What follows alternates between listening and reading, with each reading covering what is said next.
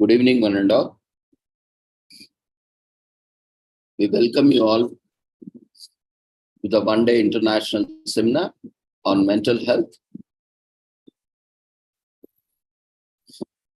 One Health, Environment, Well-being, and Sustainable Development 2023.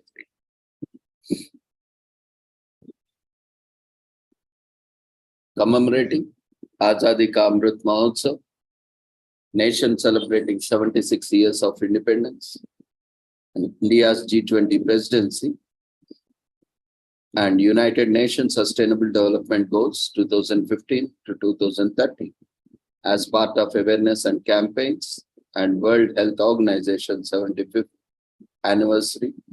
And also this year we are commemorating 75 years of World Federation for Mental Health and also World Mental Health Day. So this is a wonderful occasion for all of us to be part of the wonderful efforts that has been put in promoting mental health since almost 7.5 decades, over last 75 years. So let's all come together and share our knowledge. Today, this platform has been set open. First we will be learning about, we'll be looking about how these different commemorations came up, and you all are welcome to make presentations on different mental health topics or related topics. Can share your topics along with your details in chat box. Once commemorations are done, we can take up presentations one by one. Before that, we will be doing commemorations and we'll know how this day came into existence and what were the efforts put by United Nations, World Health Organizations, and also World Federation for Mental Health, and so on. Today, we are also commemorating, apart from World Mental Health Day, we are also commemorating World Animal Road Accidents Day, which is also very much important, especially, animals are closely associated to human beings as a pets. Loss of pets is a great loss to human beings, especially when we see when people lose their pets, and pets have been very much effective in overcoming mental health issues and psychological issues and various mental illness related issues. Not only that, pets have proven to be a very good source of therapy or treatment, even in depression and various other diseases and disorders. So, as we have similar occasion on this day, so we are commemorating World Animal Road Accidents Awareness Day because they are also very much important. And when we are talking about sustainable development, it is our prime responsibility that we are facing climate change and we have created our own road for extinction, not just for many species that are going to extinct, but in coming years, in coming decades, in coming centuries, not far away, human beings are also going to face this problem of extinction. So we all need to work together in coexistence, in harmony within the ecosystems, within the biodiversity to preserve and protect, as we are dependent on each other, on the biodiversity, on the ecosystems. When one species which becomes extinct from the ecosystem, it creates a huge gap and the food chain and the food cycle get affected and the environment get affected And because of the environment on which we are dependent on the nature, we have lots of health issues like psychological, physiological, social, emotional, economical, financial, spiritual, and all other aspects are also directly and indirectly affected by extinction of one or more species. These may be related to flora or fauna, or even both.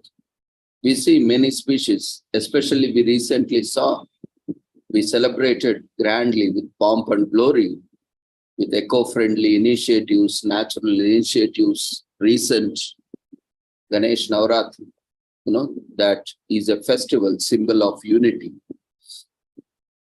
And it played a greater role in the national freedom movement. But there is one other side where across the India we have faced, the lack of the ingredients, especially 21 leaves, which we use in the ritual. There has been a lot of scarcity in the market. Most of the nation had difficulty in procuring, and we were using some other alternative or similar species or similar family of plants, leaves, and shrubs. So this had also paved a question whether how these activities, various development activities, are leading not only just to the human beings or animals, but also our cultures and traditions or practices. And it also is affecting our ancient and also most reliable medical systems, which we have been very much reliant. Today we have seen the developmental has always led to disasters and devastation. Today, many of the revolutions which created at that time, because we had the scarcity of food grains or to overcome poverty, to meet the self-sustainability and self-empowerment, that led to exploitation of resources. Everything, every change which goes against the nature, which goes against the environment, which goes against the natural principles, are deterrent to the nature and environment, and that needs to be controlled. The problem where today we are facing is not because of the technology, but the abuse and overuse of the technology. So we can't find fault about the latest technologies and sciences. But there is always a time, a space where we need to keep a check on the use, where if it crosses, it becomes abuse, exploitation of resources. See the classic example of plastic. Today, entire world is filled with plastic. Not just the world in the sense, it's even human body, even our blood consists of plastic. Now, what led to this? Because we are using plastic everywhere, indiscriminately, injudiciously. So all this has led to not only physical, but also mental health issues. Because of environmental issues and various other reasons. So we'll all look into various aspects through various commemorations. Like we also have the World Day Against the Death Penalty. We have seen a loss of member, not only just loss of a pet, but also a loss of member in the family also creates a huge impact on the family and the family members and also in the society. And when we are talking about this year's theme, which says human rights. So it is also very important that everyone gets an opportunity and equal fair judicial trial. As offenders, they need to be punished, but we have seen many times, in many cases, where without a proper trial and after death sentence, after the person has been killed, they are proven or not proven guilty. So many such instances are there. So, which is also very much related to this commemoration.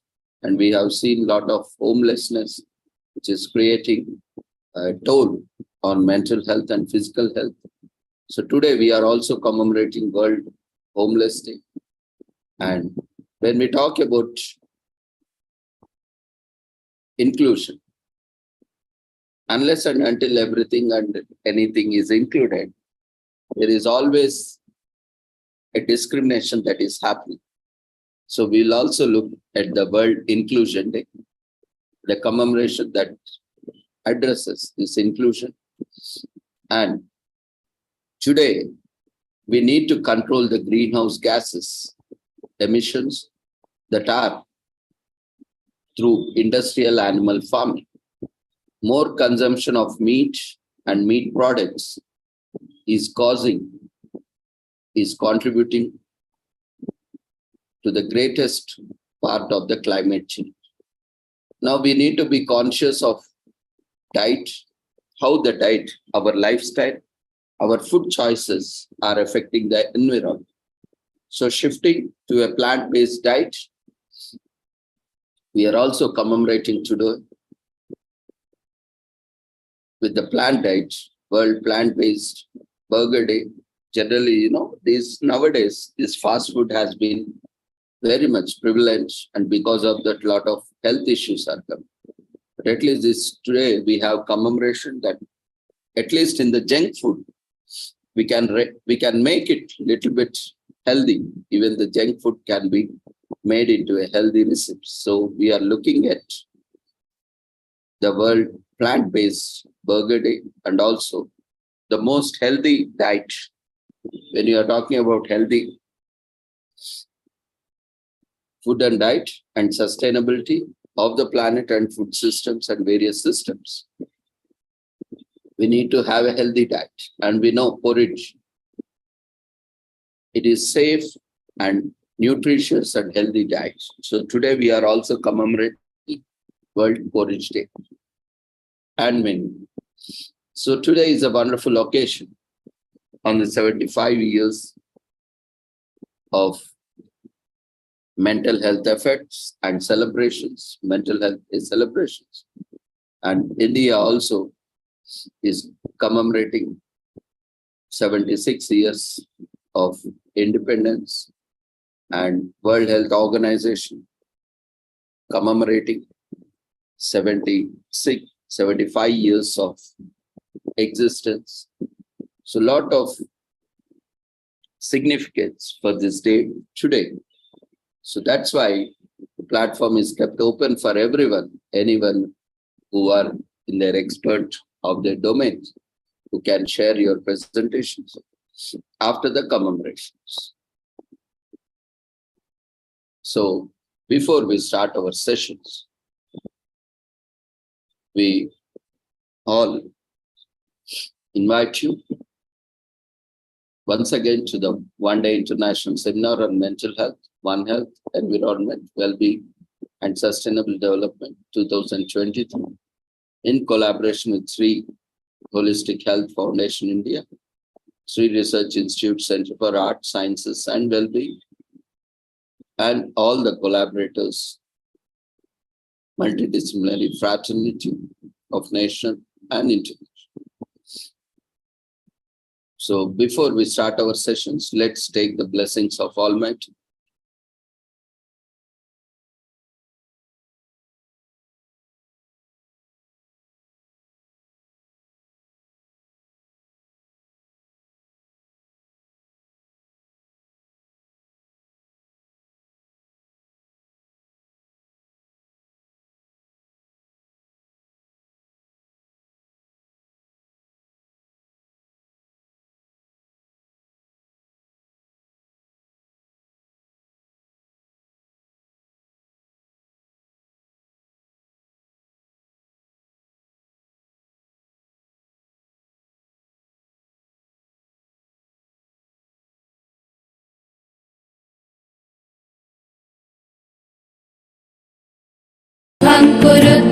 कल्याणम् आरोग्यं धनसम्पदः शुभं कुरु त्वं कल्याणम् आरोग्यं धनसम्पदः शत्रुबुद्धिविनाशाय दीपज्योतिर्नमोऽस्तुते दीपज्योतिर्नमोऽस्तुते शुभं कुरु त्वं कल्याणम् आरोग्यं धनसम्पदः शुभं कुरु त्वं कल्याणम् आरोग्यं धनसम्पदः.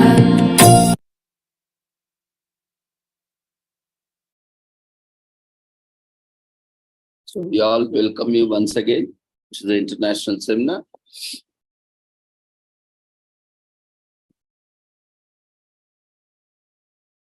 So the registration for the seminar, international seminar,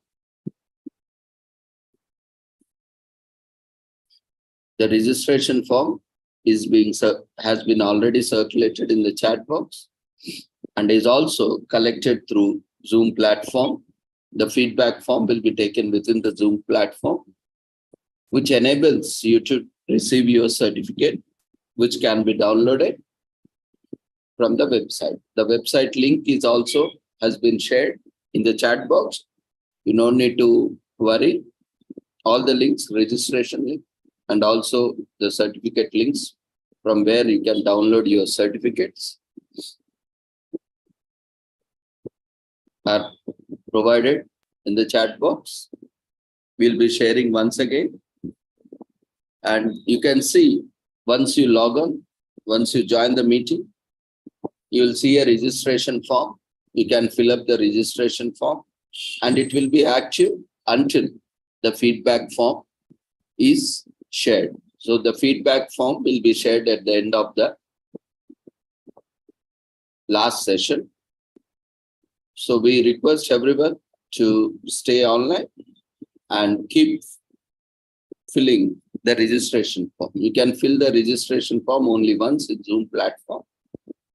So that whoever joins, we request everyone to register yourself so that we can generate certificate for you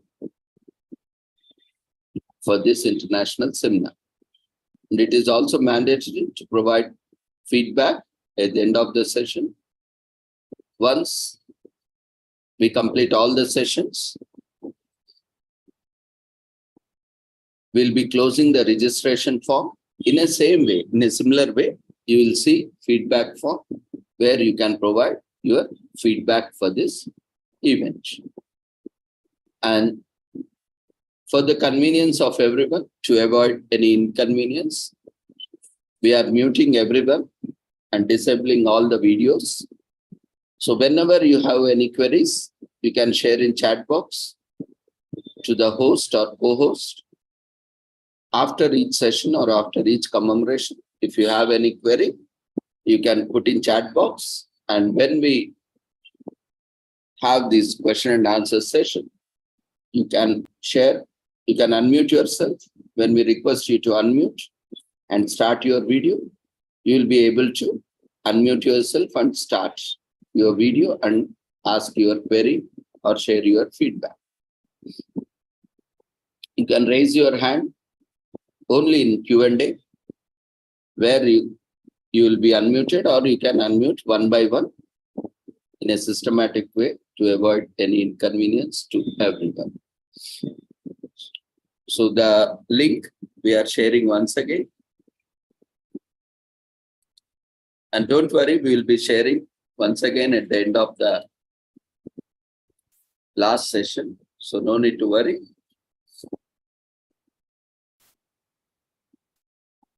If there is any technical problem within the Zoom platform, we don't see. Generally, there are very less problems we have seen because this series is running from more than almost 3 years.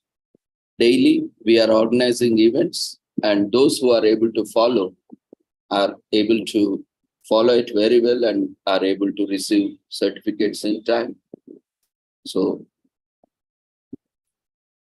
we request everyone to kindly follow the instructions, and you can download your certificates from the website. So hope it's clear. So we'll not again discuss on this issue of certificates or registration. So we'll keep it this to the end of the session. So now we will start with our commemorations for the day. So let's all once again welcome on to the board. So we will today look at the commemoration. Today we are commemorating World and we are celebrating World Mental Health Day 2023 this year. Every year we celebrate and commemorate World Mental Health Day on 10th October. This year for 2023, the theme is Our Minds, Our Rights. So World Mental Health Day is an opportunity for people and communities to unite behind the theme mental health is a universal right, is a universal human right to improve knowledge, raise awareness, and drive actions that promote and protect everyone's mental health as a universal human right. So mental health is a basic human right for all people. Everyone, whoever and wherever they are, has the right to the highest attainable standard of mental health. Across the world, whichever country, whichever state they are in, whichever nation they are. This includes the right to be protected from mental health risks, the right to available, accessible, acceptable, and affordable, and good quality care, and the right to liberty, independence, and inclusion in the community. Good mental health is vital for overall health and well-being. Yet, 1 in 8 people globally are living with mental health conditions, which can impact their physical health, their well-being, and how they connect with others, and how they maintain relationships with their family members and communities, and their livelihoods. Mental health conditions are also affecting an increasing number of adolescents and young people. Having a mental health condition should never be a reason to deprive a person of their human rights or to exclude them from decisions about their own health, including mental. Yet, all over the world, people with mental health conditions should never be a reason to deprive a person of their human rights or to exclude them from decisions about their own health. Yet, all over the world, people with mental health conditions continue to experience a wide range of human rights violations. Many are excluded from community life and discriminated against, while many more cannot access the mental health care they need or can only access care that violates their human rights. So World Health Organization continues to work with its partners across the globe to ensure mental health is valued, promoted, and protected, and that urgent action is taken so that everyone can exercise their human rights and access the quality mental health care they need. So join us on the World Mental Health Day 2023 campaign and awareness. You should learn more about your basic rights to mental health, as well as how to protect the right of others, and also to share your knowledge, and also to share the opportunity and utilize the opportunity to share the existing knowledge and gain knowledge to others, contributing to the awareness of mental health. So the campaign theme for the year is mental health is a universal health right. You can use hashtag World Mental Health Day to tag your posts online and social media to show your support. And a key organization which is dedicated to this wonderful event is World Federation for Mental Health, and the organization is also celebrating 75 years of service, and which has initiated World Mental Health Day.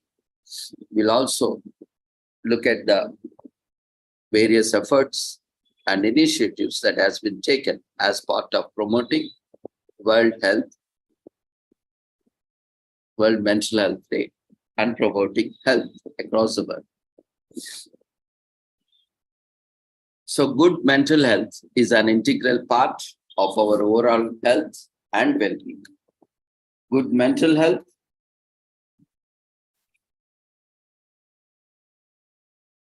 allows us to cope up challenges, connect with others, thrive throughout our lives. It's vital and deserves to be recognized and respected.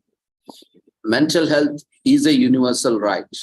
Human rights are universal and serve to promote and protect people's right to dignity, autonomy, and community inclusion.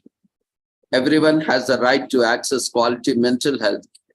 Because mental health is a universal human right, we all have the right to access quality treatment that meets our minds and respects our rights across our lifetimes.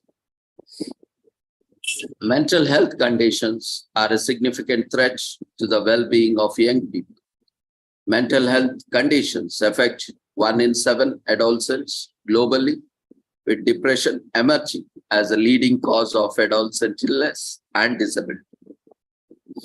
We must challenge the stigma and discrimination surrounding mental health. We all have the right to live our lives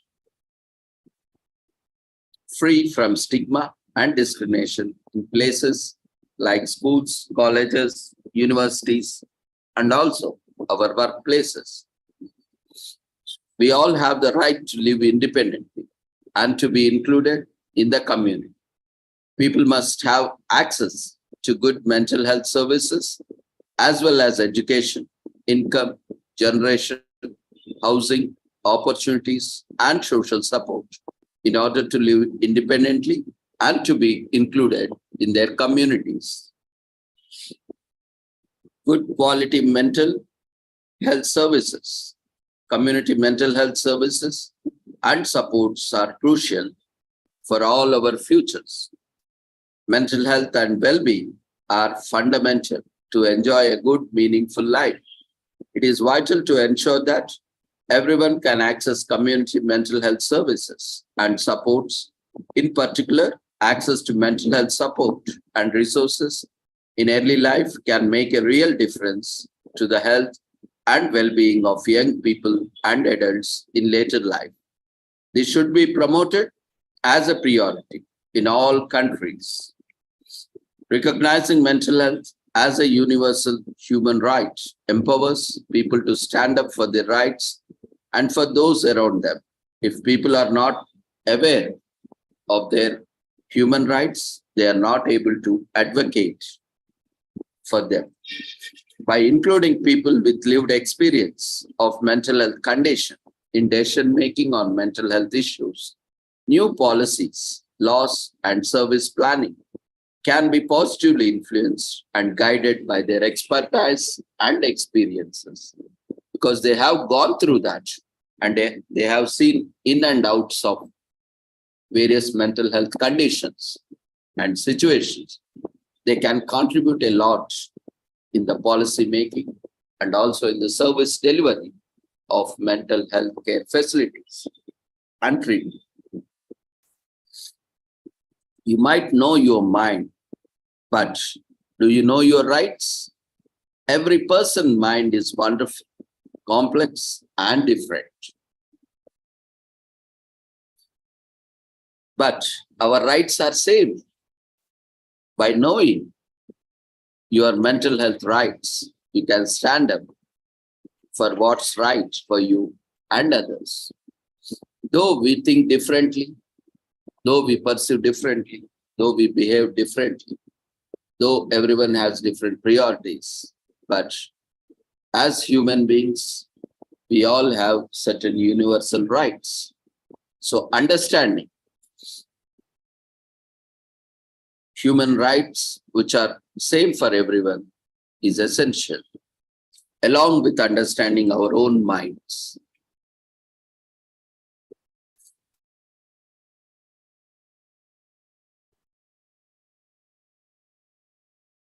That's why this year, World Mental Health Day, the theme, Our Minds, Our Rights, is most appropriate to this.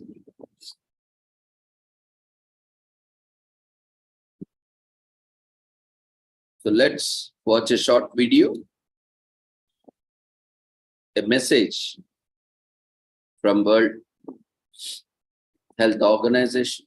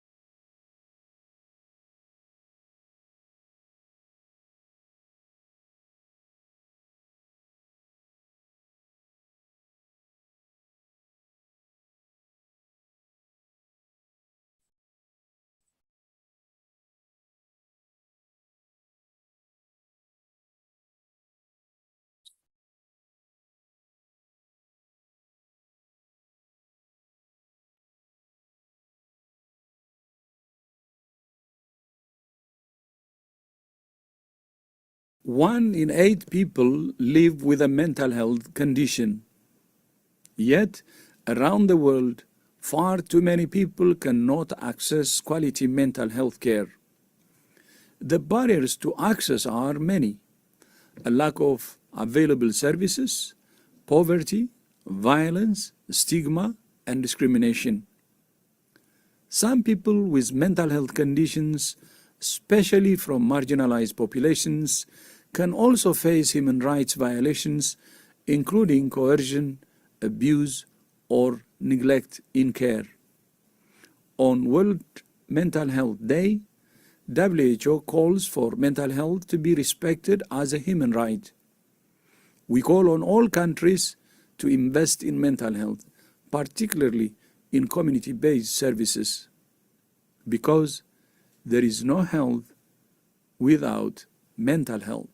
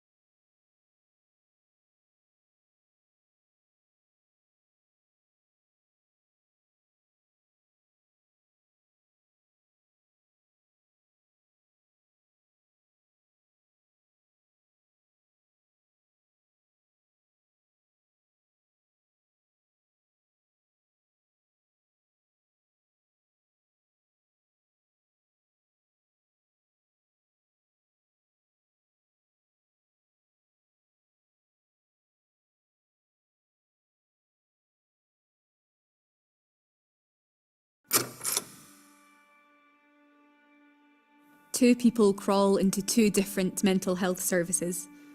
They both have dirt underneath their fingernails from when they clawed their way up, only to find they were still so far beneath rock bottom that the air was too stifling to ask for help. One of the people is offered an outstretched hand and a listening ear. They are given a tea with 2 sugars, just how they like it, and all the time in the world to tell their story. The room is as warm as the nurse's voice, and every decision is their own choice.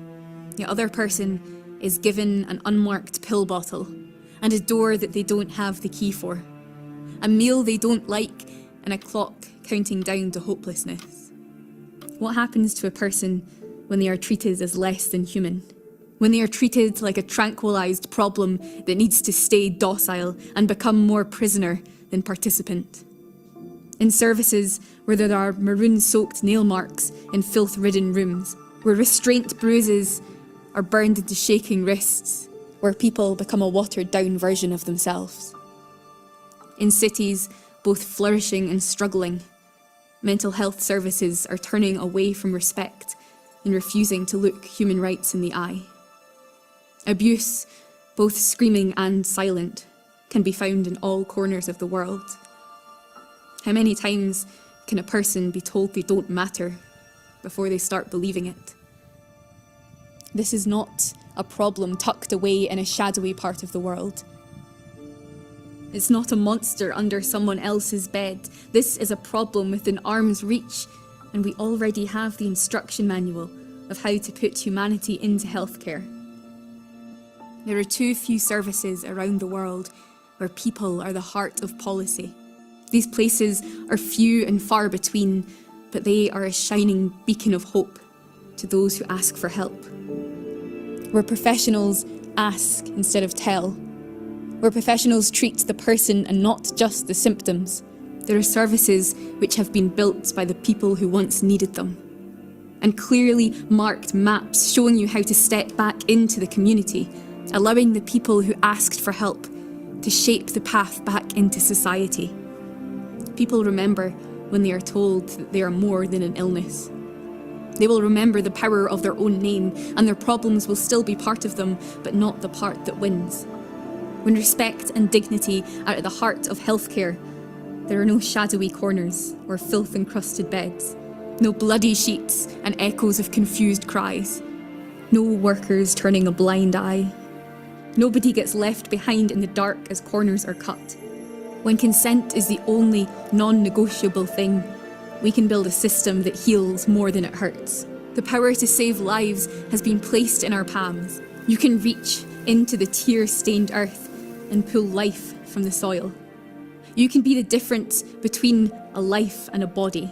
You can stop another success story from becoming an obituary, so another person doesn't crouch in the shower at the end of the day and try to scrub abuse from their skin, so they can walk back into society with dignity, to a life that they forgot they deserved. When human rights are the foundation of healthcare, you will save more than lives. We will save dreams, memories, passion and purpose. You can stop someone else's time from running out. We can save thousands more stories if we just act now.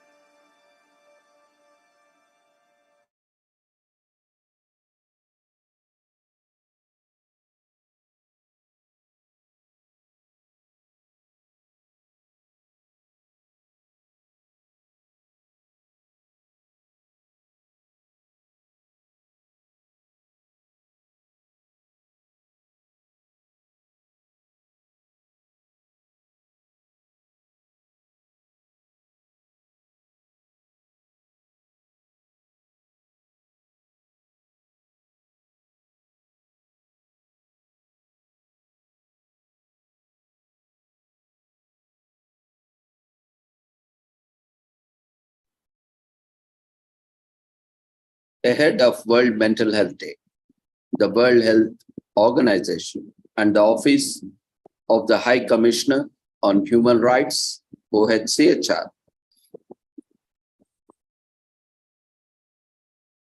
are jointly launching a new guidance entitled Mental Health, Human Rights and Legislation, Guidance and Practice to Support Countries to Reform Legislation in order to end human rights abuses and increase access to quality mental health care.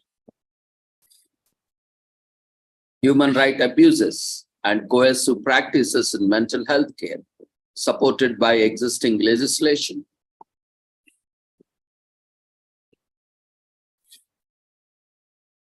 and policies, are still far too common.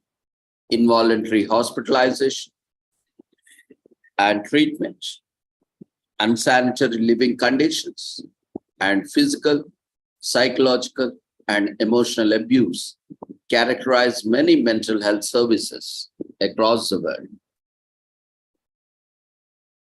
While many countries have sought to reform their laws, policies, and services since the adoption of the United Nations Convention on the Rights of Persons with Disabilities in 2006, too few have adopted or amended the relevant laws and policies on the scale needed to end abuses and promote human rights in mental health care.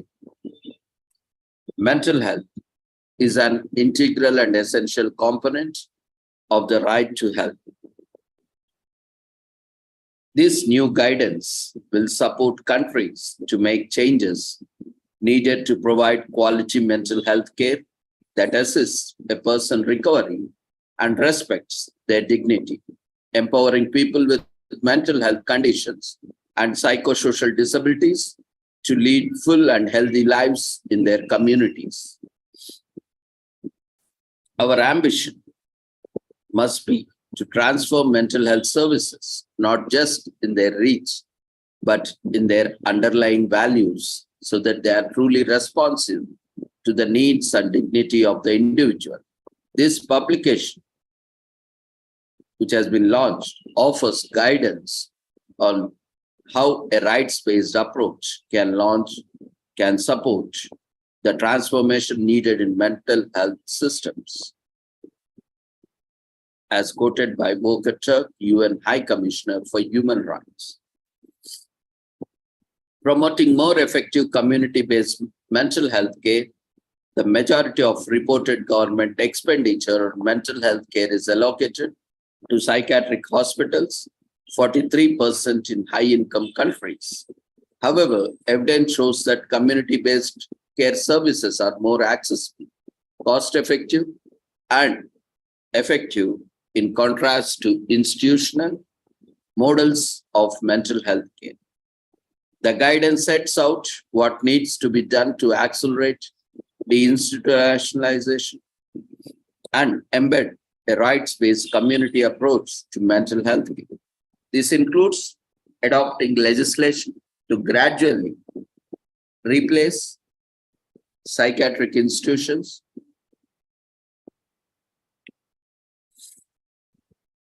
with inclusive community support systems and mainstream services such as income support, housing assistance, and peer support networks.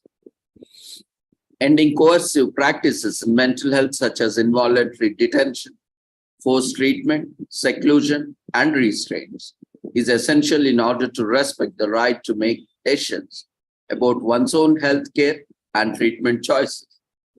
Moreover, a growing body of evidence sets out how coercive practices negatively impact physical and mental health, often compounding a person's existing conditions while alienating them from their support systems. The guidance process, legislative provisions to end coercion in mental health services and enshrine free and informed consent as the basis of all mental health related intervention. It also protects guidance on how more complex and challenging cases can be handled in legislation and policies without recourse to coercive practices. Recognizing the mental health is not sole responsibility of the healthcare sector alone. The new guidelines is aimed at all the legislatures, elected representatives, and policy makers involved in drafting, amending, and implementing legislation impacting mental health, such as laws addressing poverty, inequality, and discrimination.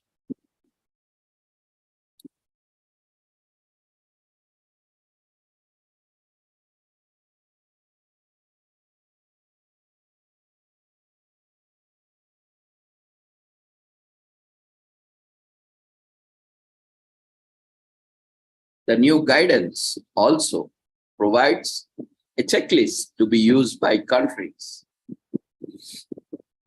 to assess and evaluate whether mental health related legislation is compliant with international human rights obligations. In addition, the guidance also sets out the importance of consulting persons with lived experience and their representative organizations as a critical part of the process, as well as the importance of the public education and awareness on rights-based issues. While the guidance proposes a set of principles and provisions that can be mirrored in national legislation, countries may adopt and tailor these to their specific circumstances, national context, languages, cultural sensitivities, legal systems, etc., without compromising human rights standards. On 10th October, today, World Health Organization has joined with global communities in marking World Mental Health Day 2023 with the theme which is Mental Health is a Universal Human Right.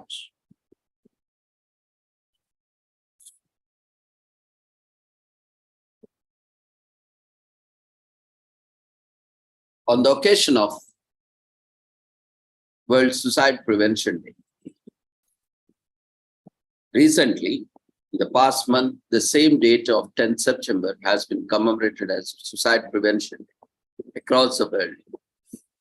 Along with us and many organizations across the world, World Health Organization launched new resources on prevention and decriminalization of suicide.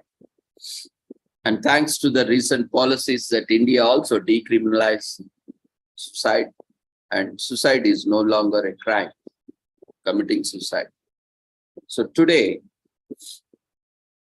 when the World Health Organization launched, that is on 12th September, launched two resources designed to strengthen suicide prevention efforts, which takes toll on mental health of the person involved in committing suicide, either or the survivor or the family members or the community. Today, suicide is a major public health problem. Each year, more than 7 lakh people take their lives. It is the 4th leading cause of death among 15 to 29-year-olds. Not only is each loss of life tragic in itself, but it also has profound and devastating effects on families and entire communities. Suicide can be linked to multiple complex and intersecting social, economic, cultural, and psychological factors and challenges, including the denial of basic human rights and access to resources, as well as the stressful life events, such as loss of livelihood, work, or academic pressures, relationship breakdown, and discrimination, among others. So reducing the global suicide rate by 1/3 by 2030 is a target of both the United Nations Sustainable Development Goals, SDGs, and also the World Health Organization Global Mental Health Action Plan. Urgent action is needed to meet in 2030 goal, and countries have committed to taking concrete measures in this direction. Each death by suicide is a tragedy. is a tragedy, and more must be done to strengthen suicide prevention. The resources launched by World Health Organization provide important guidelines on two areas which are critical to suicide prevention efforts: decriminalization of suicide and suicide attempts, and responsible reporting of suicide by the media. As quoted by Deborah Castell, Director of Mental Health and Substance Use, World Health Organization. So suicide and suicide attempts are criminalized in the laws of at least 23 countries worldwide, and suicide attempts continue to be actively punished in some of them. The criminalization of suicide perpetuates an environment that fosters blame towards people who attempt suicide and deters people from seeking timely help due to the fear of legal repercussions and stigma. Drawing on the experiences of countries that have recently decriminalized suicide and suicide attempts, including Guyana, Pakistan, and Singapore, the World Health Policy Brief on health aspects of decriminalization of suicide and suicide attempts sets out recommendations for policymakers, legislatures, and other decision makers considering reforms in this area. Key recommendations focus on developing national suicide prevention strategies, budgeting for post-decriminalization training for the first-line responders, establishing rights-oriented community-based mental health services, formulating new mental health-related laws and policies that promote quality care and the rights of persons with mental health conditions and psychosocial disabilities. Criminalizing suicide only serves to exacerbate people's distress. The decriminalization of suicide and suicide attempts is a critical step that governments can take in efforts to prevent suicide. World Health Organization is committed to supporting efforts to decriminalize suicide, said Nathalie Trevor, World Health Organization Technical Officer. The policy brief also sets out how decriminalization saves lives by reducing the stigma and shame associated with suicide and promoting an environment where people feel able to seek help, allowing for improved data collection on suicide and suicide attempts, which can better inform appropriate interventions, and by increasing opportunities for awareness, raising, and advocacy around the suicide prevention. So, the launch of 4th edition of Preventing Suicide, a resource for media professionals, promoting responsible reporting on suicide, produced in collaboration with the International Association for Suicide Prevention, summarizes current evidence on the impact of media reporting of suicide and provides practical guidance for media professionals on how to report on suicide responsibly. Responsible media coverage of suicide is an important tool in our collective suicide prevention efforts. By using this resource, media professionals can help minimize imitative behaviors through accurate, appropriate, and empathetic reporting on suicide, and encouraging people to seek vital help, as quoted by Dr. Alexandra Fleischmann, scientist at World Health Organization. There is overwhelming evidence that the media can play a significant role in either strengthening or undermining suicide prevention efforts. For example, evidence shows that vulnerable persons, such as those with a history of suicide attempts or thoughts, or those exposed to suicide, are at an increased risk of engaging in imitative behaviors. Following media reports of suicide, particularly if the coverage is extensive, prominent, sensational, explicitly describes the method of suicide, making suicide appear to be normal, or perpetuates widely held myths about suicide. The resource offers guidance on how to ensure that reporting on suicide is accurate, responsible, and appropriate. The resource also highlights increasing evidence that reporting found focused on survival, on resilience, can lead to positive imitative behaviors and can contribute to suicide prevention.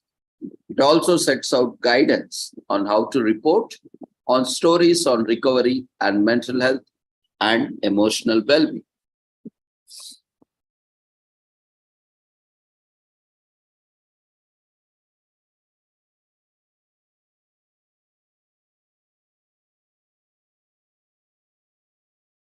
And with this report, there is an evidence that media reports about suicides can enhance or weaken suicide prevention efforts.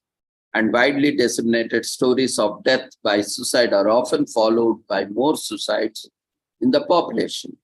While stories of overcoming a suicidal crisis can lead to fewer suicides, media professionals are encouraged to focus on presenting stories of people who overcome difficulties following a suicidal crisis, while also following the do's and don'ts in the resource when reporting on suicide.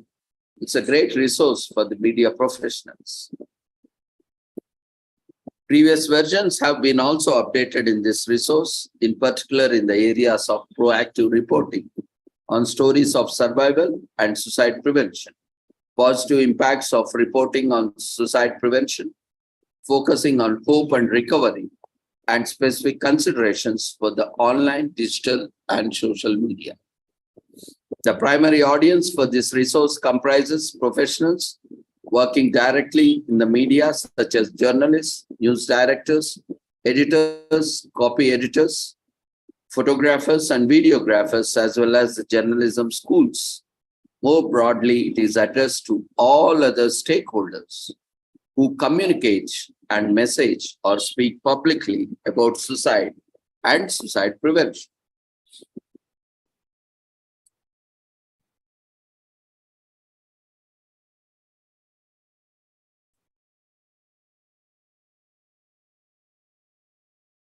World Health Organization policy brief on health aspects of decriminalization of suicide and suicide attempts, reducing the global suicide mortality rate by a third by 2030 is a target of both UN Sustainable Development Goals and World Health Organization Global Mental Health Action Plan.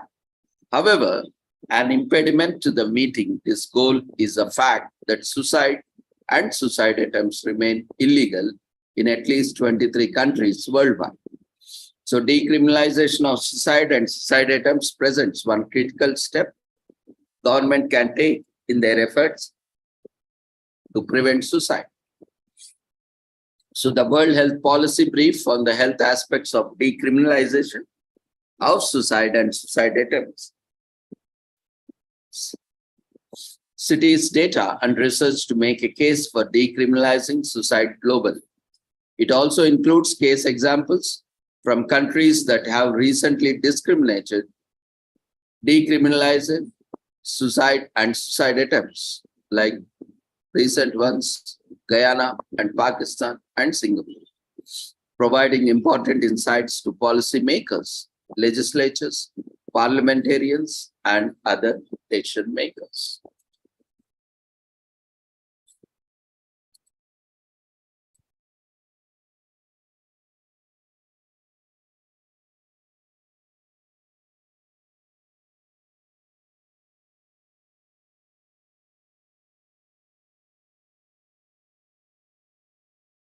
Promoting rights-based policy and law for mental health, 181 countries have committed to establishing policies and laws that align with UN CRPD. World Health Organization works with countries to develop and implement progressive mental health and related policies and laws in line with the international best practices and human rights standards, including the UN Convention on the Rights of Persons with Disabilities, in short known as CRPD. Policies and laws are cornerstone for a coordinated government effort to promote the rights of the people with psychosocial, intellectual, and cognitive disabilities and put in place services and supports to meet their needs and promote their recovery.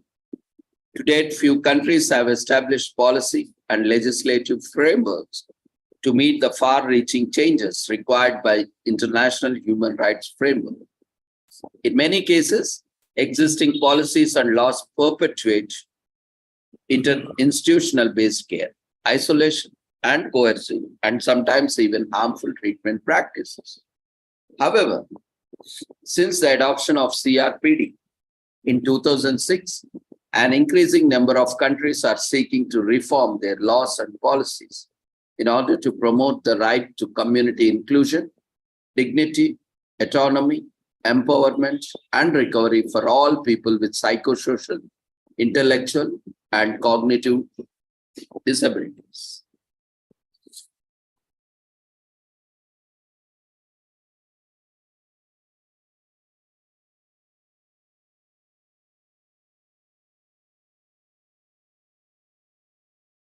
So, if we briefly look at the various themes of earlier World Mental Health Day commemorations, the previous theme was for 2002, make mental health and well-being for all a global priority.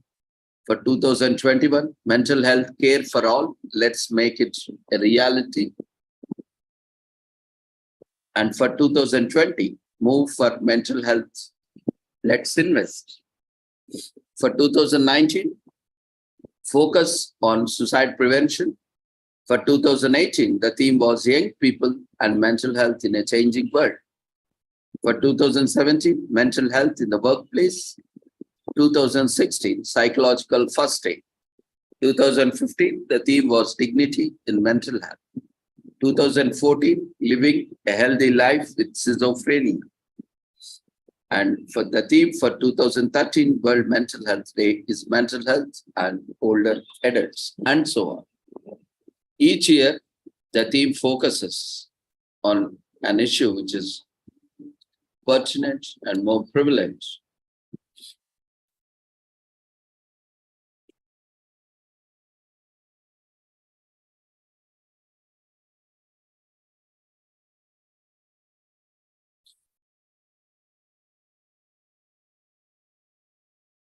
So today, we are celebrating World Mental Health Day 2023 and also recognizing 75 years of the World Federation for Mental Health, who is the founder of World Mental Health Day and is presenting the World Federation for Mental Health Global Campaign 2023 on the occasion of 75 years of its services. The global campaign aims to recognize the 75th anniversary of World Federation for Mental Health and World Mental Health Day 2023. The campaign and its initiatives are based on this year's official theme of World Mental Health Day. Mental health is a universal human right. As part of this global campaign, we are also part of it in promoting both the organization as well as the initiative of World Mental Health Day 2020.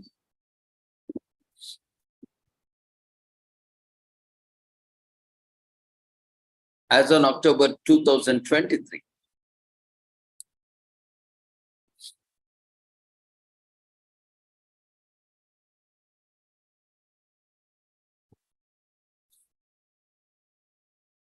across the world, various events are being organized, and we invite every one of you to join our campaign by sharing your initiatives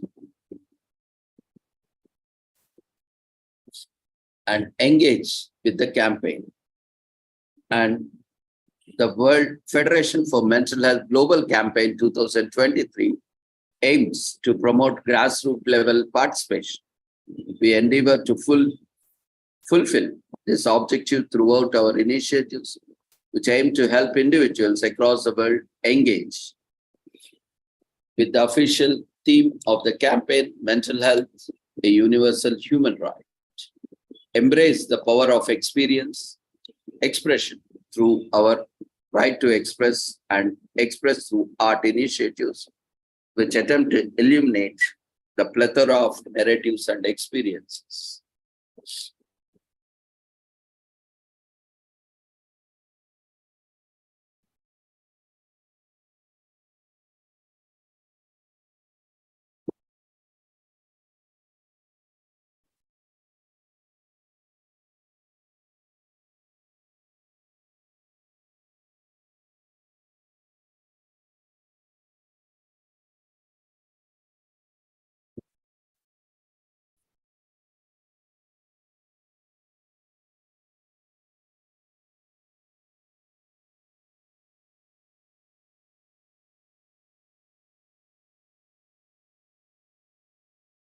As we mark our 75 years of mental health advocacy, we at the World Federation for Mental Health bring to you one of the largest endeavors, World Federation for Mental Health Global Campaign 2023, recognizing our 75th anniversary and World Mental Health Day 2023. The global campaign and its initiatives are based on this year's official theme of World's Mental Health Day. Mental health is a universal human right to all citizens of the world, is consistent with the 1948 founding principles of World Federation for Mental Health. The global campaign aims to place mental health in a human rights framework to recast the aspiration for sound mental health as a fundamental human right. The global campaign aims to engage individuals, communities, institutions, and stakeholders worldwide with the objectives of empowering grassroots advocacy for the cause of mental health and its interaction with human rights, while featuring theme-based global events and embracing diverse creative expressions. Through dignity means the campaign intends to promote awareness and put forth the significance of the mental health. World Mental Health Day was established on October 10, 1992 by the World Federation for Mental Health. Since then, it has been observed every year with the aim of raising awareness in the global community about critical mental health agendas through collaboration with various partnerships to take action and create lasting change. Over the years, this day has been gained momentum, becoming a platform for governments, organizations, and individuals to develop initiatives that focus on various aspects of mental health.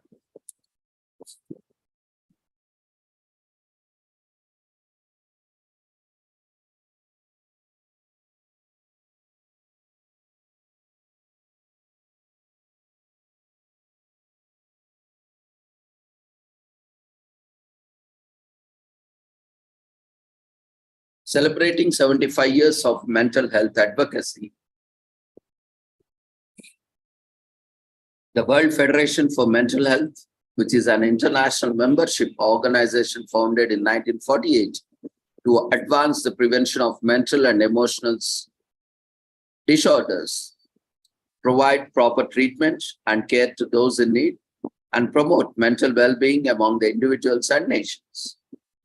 At World Federation for Mental Health, the core mission evolves around fostering a greater global understanding of mental health, working proactively to prevent the onset of mental disorders, and advocating for meaningful changes with campaigning, recovery-oriented approaches. The organization aims to heighten public awareness about the significance of mental health, improve attitude towards mental health disorders, and promote mental well-being while attending to enhance the care, treatment, and recovery of individuals. So founded in 1948,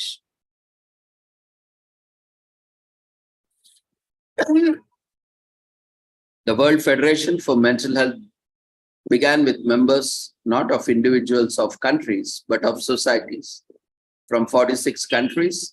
Today, with members and contacts in over 90 countries, the organization chronicles the emergence of a global movement, one that has tirelessly campaigned the cause of mental health awareness, shattered stereotypes around mental disorders, and kindled a beacon of hope for individuals worldwide. So let's embark on a captivating voyage through the time and unraved history roots of World Federation for Mental Health. The World Mental Health Day was first observed on October 10, 1992, at the initiative of Richard C. Hunter, the Deputy Secretary General of the World Federation for Mental Health. Since then, it has been observed every year with the aim of raising awareness in the global community about mental health agendas through collaboration with various partners to take action and create lasting change. Over the years, this day gained momentum, becoming a platform for governments, organizations, and individuals to develop initiatives that focus on various aspects of mental health care. The World Congress has been one of the biggest endeavors by World Federation for Mental Health. It was first held in 1948 in London. It is held every 2 years since then in different cities around the world. The Congress has traditionally aimed to provide a platform to bring together experts with lived experience, carriers, mental health professionals, and policymakers for discussions that help to envision a better world.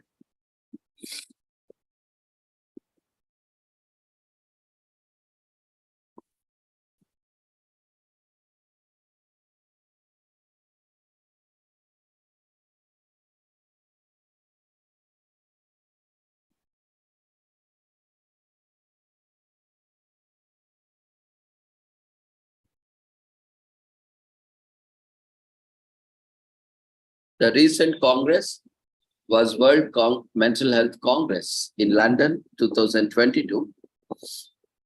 Mental health, a global priority, which was a hybrid Congress, and with 27 European CME credits awarded for the presentations and participation.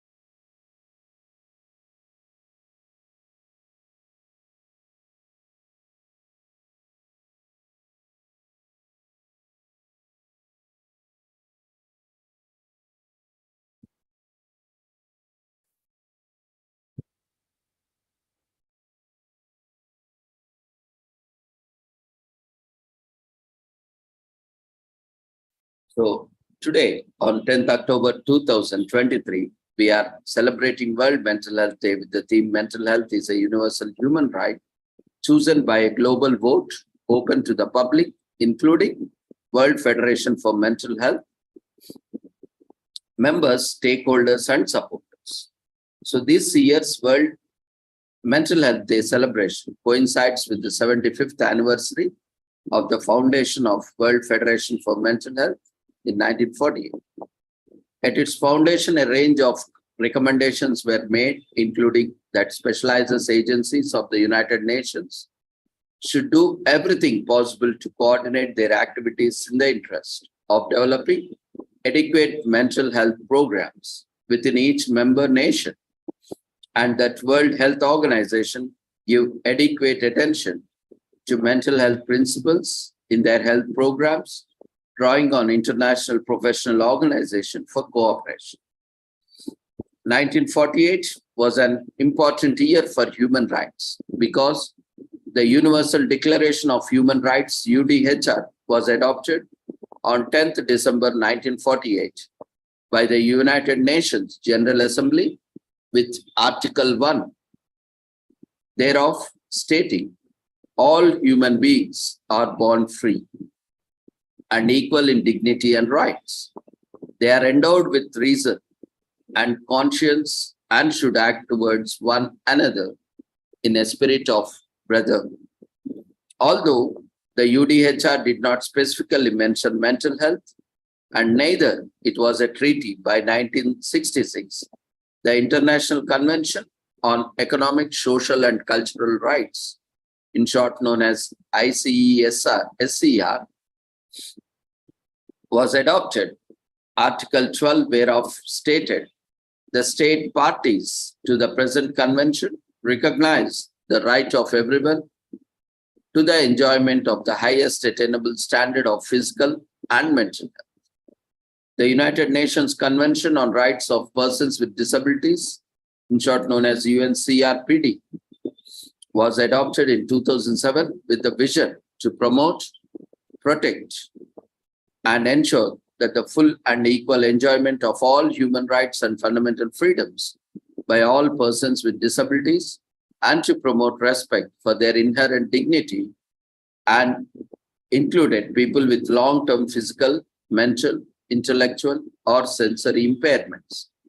Despite all efforts by the UN, World Health Organization, World Federation for Mental Health, governments, institutions, and other agencies, mental health, discrimination, harmful stereotypes, and stigma in the community, family, schools, and the workplaces still persist. The same prevents healthy relationships, social interactions, and inclusive environments needed for the well-being of all members of the society, and prevents barriers to the enjoyment of full well-being for all, especially those with mental health challenges. Previous reports by the UN Human Rights Office highlight that people with mental health conditions and those with psychosocial abilities experience disproportionately higher rates of poor physical health and reduced life expectancy. Stigma is also a significant determinant of quality care and access to the full range of services required. So, investment and transformation in mental health is needed to help stop the widespread human rights violation that people with mental health conditions continue to experience worldwide. This year's theme enables us to redouble our efforts to ensure that everybody should receive quality mental health care, and the human rights and well-being of the people with mental illness are reported in all parts of the world.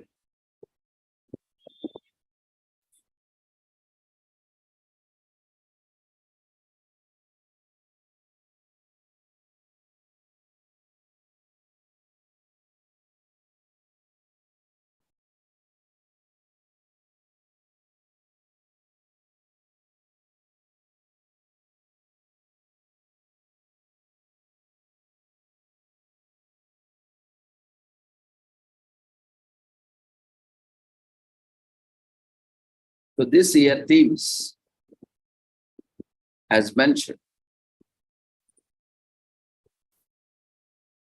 so that every person with a mental health difficulty has the right to be protected from known harms to mental health, a universal right which applies to the entire population, but especially the vulnerable, including children, minorities, and the displaced peoples. The right to access quality and affordable care when a person is struggling with their mental health, and the right to freedom and dignity, including the rights of choice. So that 2023 World Mental Health Day theme, mental health is a universal human rights, provides us with an opportunity to rekindle our efforts to make the world a better place.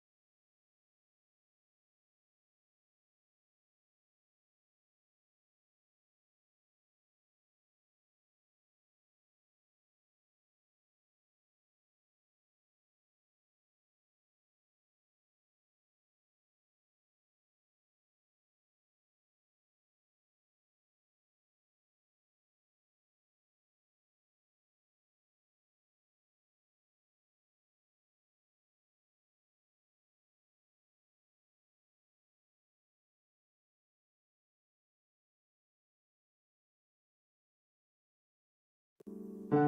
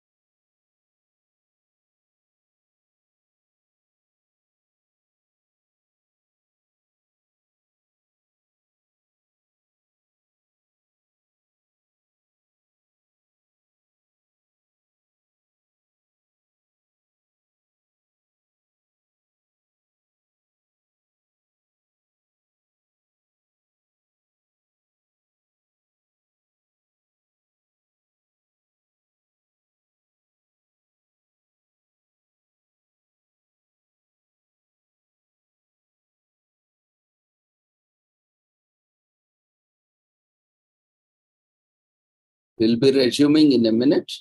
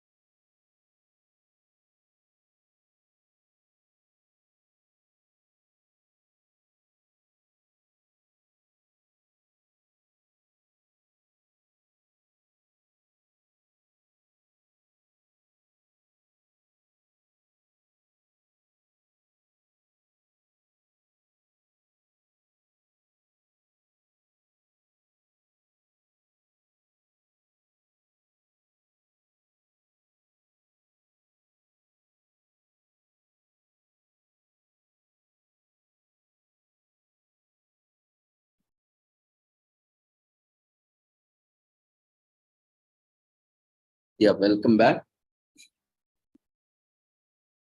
Those who are interested to make presentations on mental health or any related topics, you can share your details along with your topic so that we can take it after the commemorations.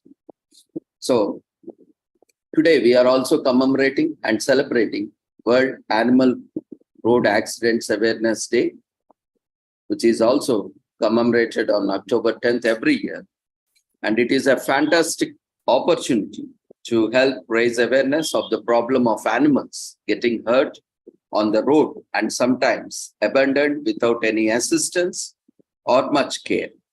It's a day to urge people to consider that they would do what they would do if they hit an animal while driving.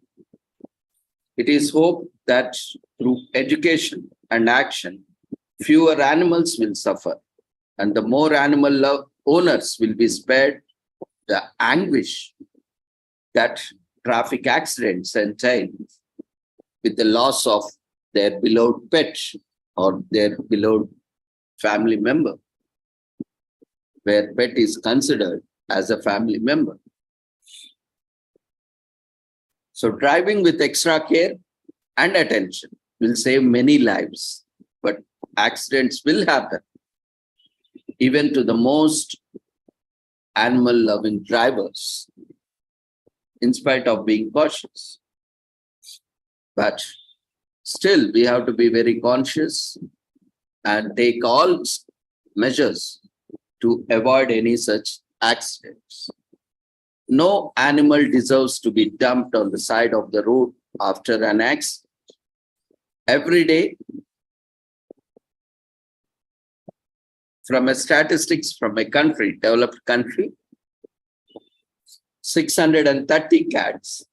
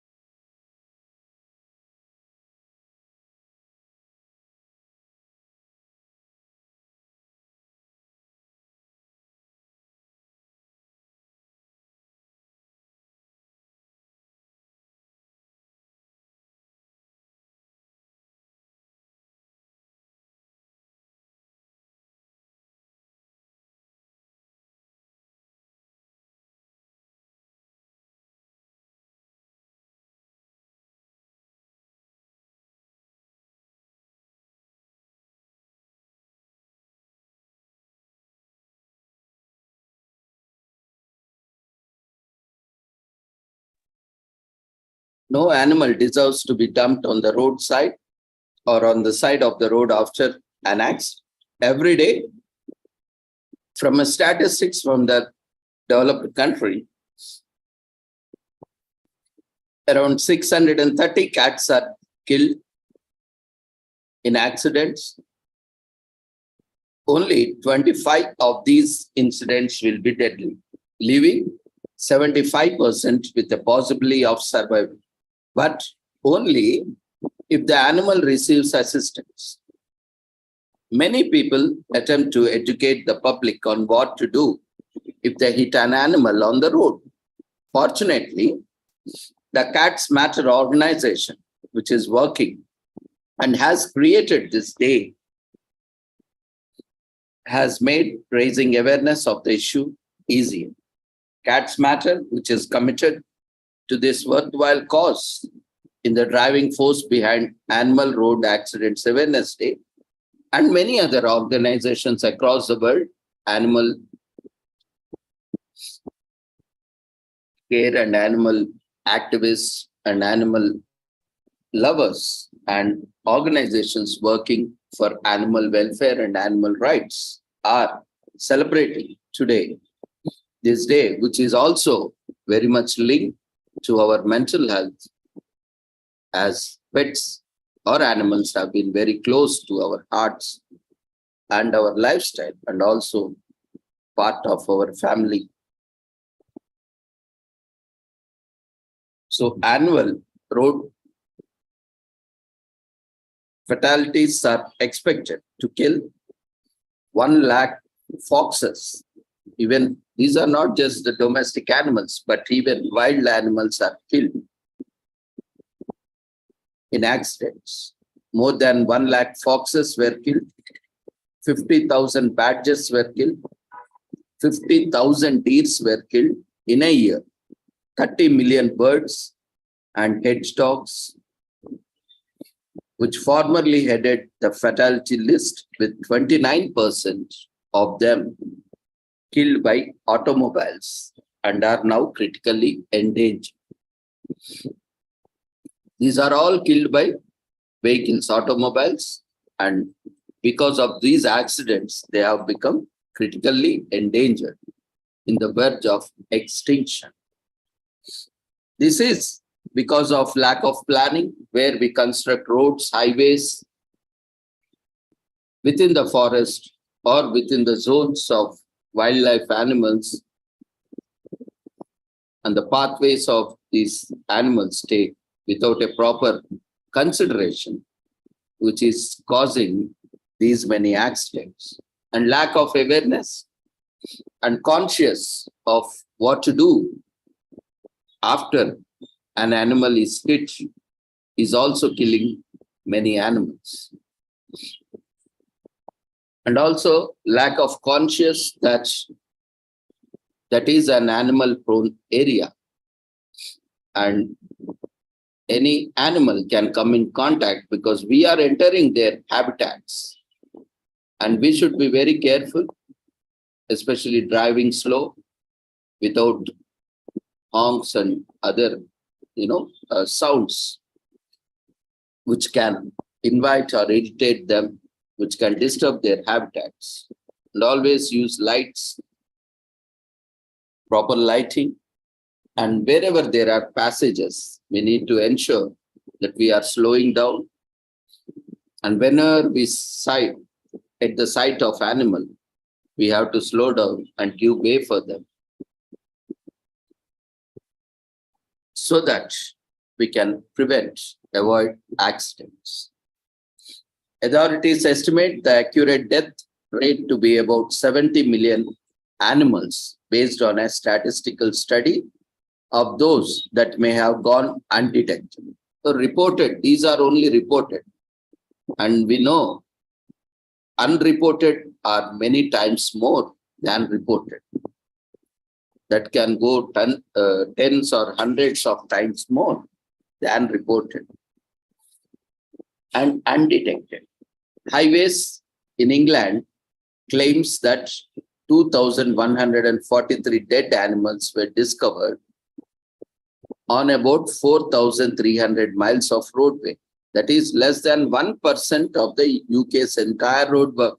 Just imagine, within 1% of the entire UK's road network, and within 4,300 miles of roadway, 2,143 dead animals were discovered.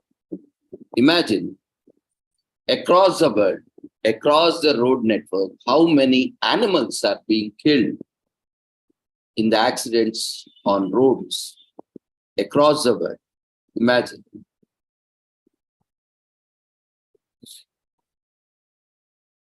The Road Traffic Act 1988 in the United Kingdom specifies that drivers must notify the police if they strike any of the following animals.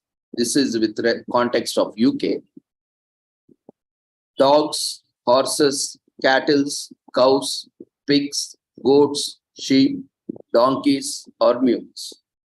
Although there is currently no requirement to record all animal deaths on roadways, police suggests drivers contact the owners of domestic animals in case of domestic animals such as cats or dogs or any domestic animals to alert them of the situation. Whatever the regulations may be, the most important thing is that the animal is provided with the best opportunity possible if it survives the initial impact, because animals also have animal rights, which are no less than human rights, because we also share the equal rights and opportunities, resources along with species. No species is superior or subordinate to any other species. We all are equally contributing, we all are equally owners of the natural resources, and no one can be deprived. So, no one can be deprived of their rights, right to life, life to live, and right to health, right to environment, and so on. So in this context, even animal rights are to be protected. Today highlights the fact that many animals are disregarded for no reason. The animatorists did the value of their life enough to give them a second consideration. The roadkill, almost a non-existent before the introduction of mechanical transportation, is related to growing automotive speeds. So before the existence of highways or roads, there were very few accidents, because most of the accidents are caused by automobiles, vehicles, because of construction of roads, highways, within the habitats of wildlife, and also where the animals keep moving. So after this, that is in early 20th century, the beginning of roadkill has started, killing millions of animals every year, leading to their extinction. Insects are also in significant danger. According to research, insects are also in significant danger of becoming roadkill. Insect roadkill is related to vehicle density. In 2007, this research was conducted.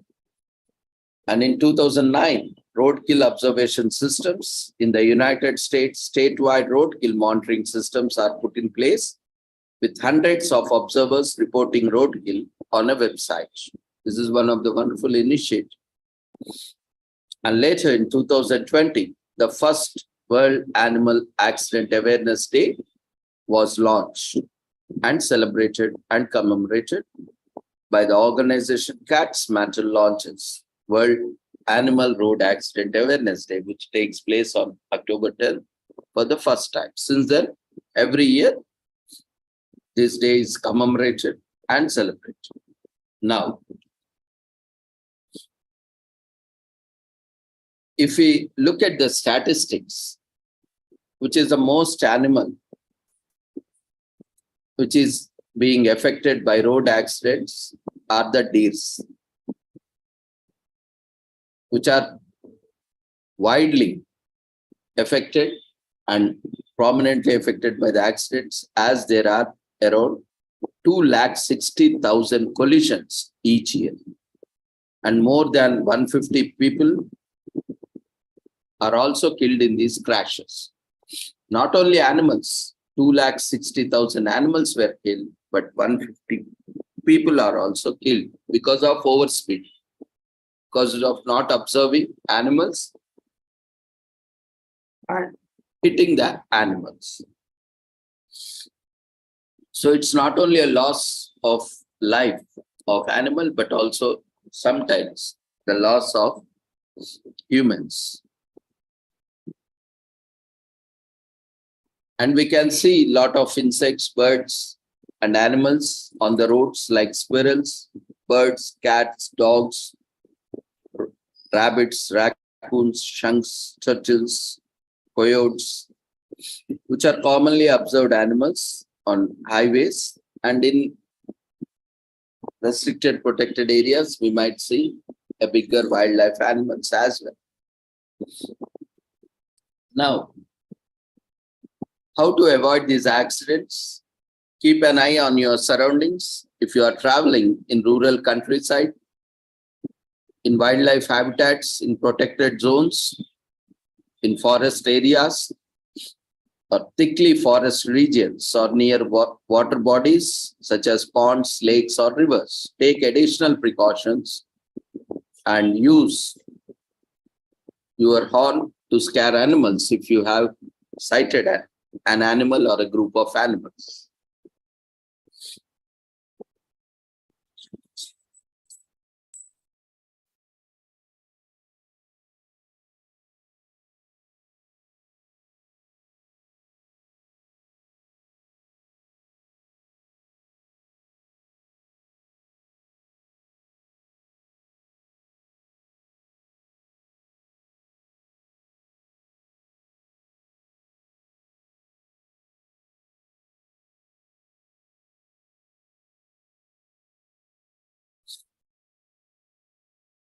So if you accidentally strike or locate an injured animal, whether it may be domestic or wild animal on the street, inform the concerned authorities. If it is in the forest area, you can inform the forest department.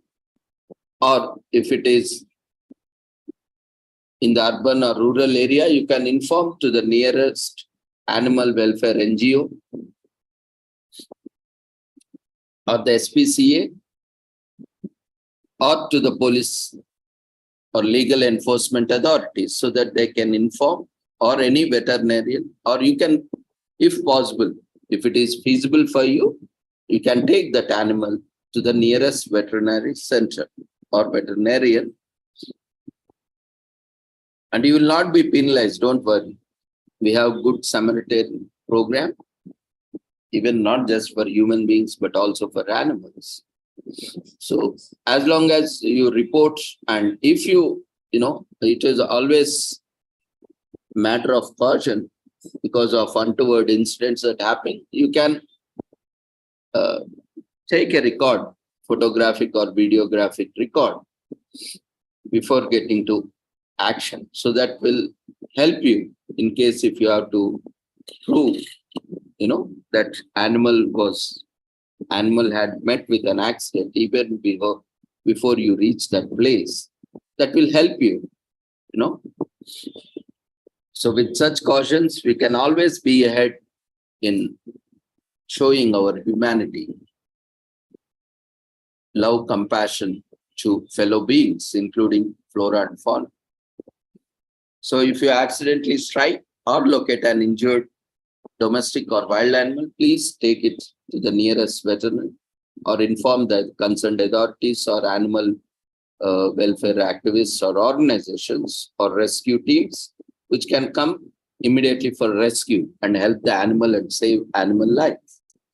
Don't worry that you will be penalized or, The animal will be given necessary care and scanned for microchip, which allows the owner to be contacted if animal has a microchip. So most of the now even dogs and cats and domestic animals are widely promoted to have these microchips installed within them so that they can be tracked in case of missing pets. Sometimes pets also go missing like humans. So to track that, microchips are very much useful.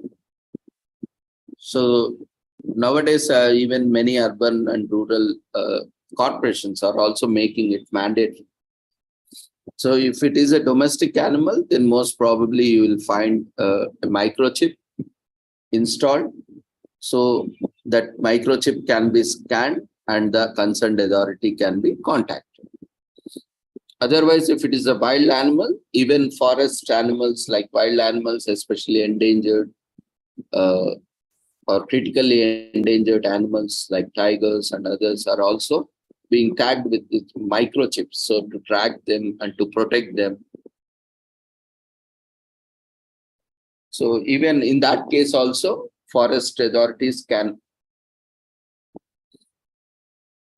scan and monitor the animal and identify the animal and take appropriate measures, because even census is also being taken for animals in all the countries. That will also help them to correctly record, document the animal census. And driving safely and improving your driving skills is an excellent way to commemorate this day. Learn about traffic safety precautions and other suggestions. The majority occur in the fall, especially these accidents, animal accidents.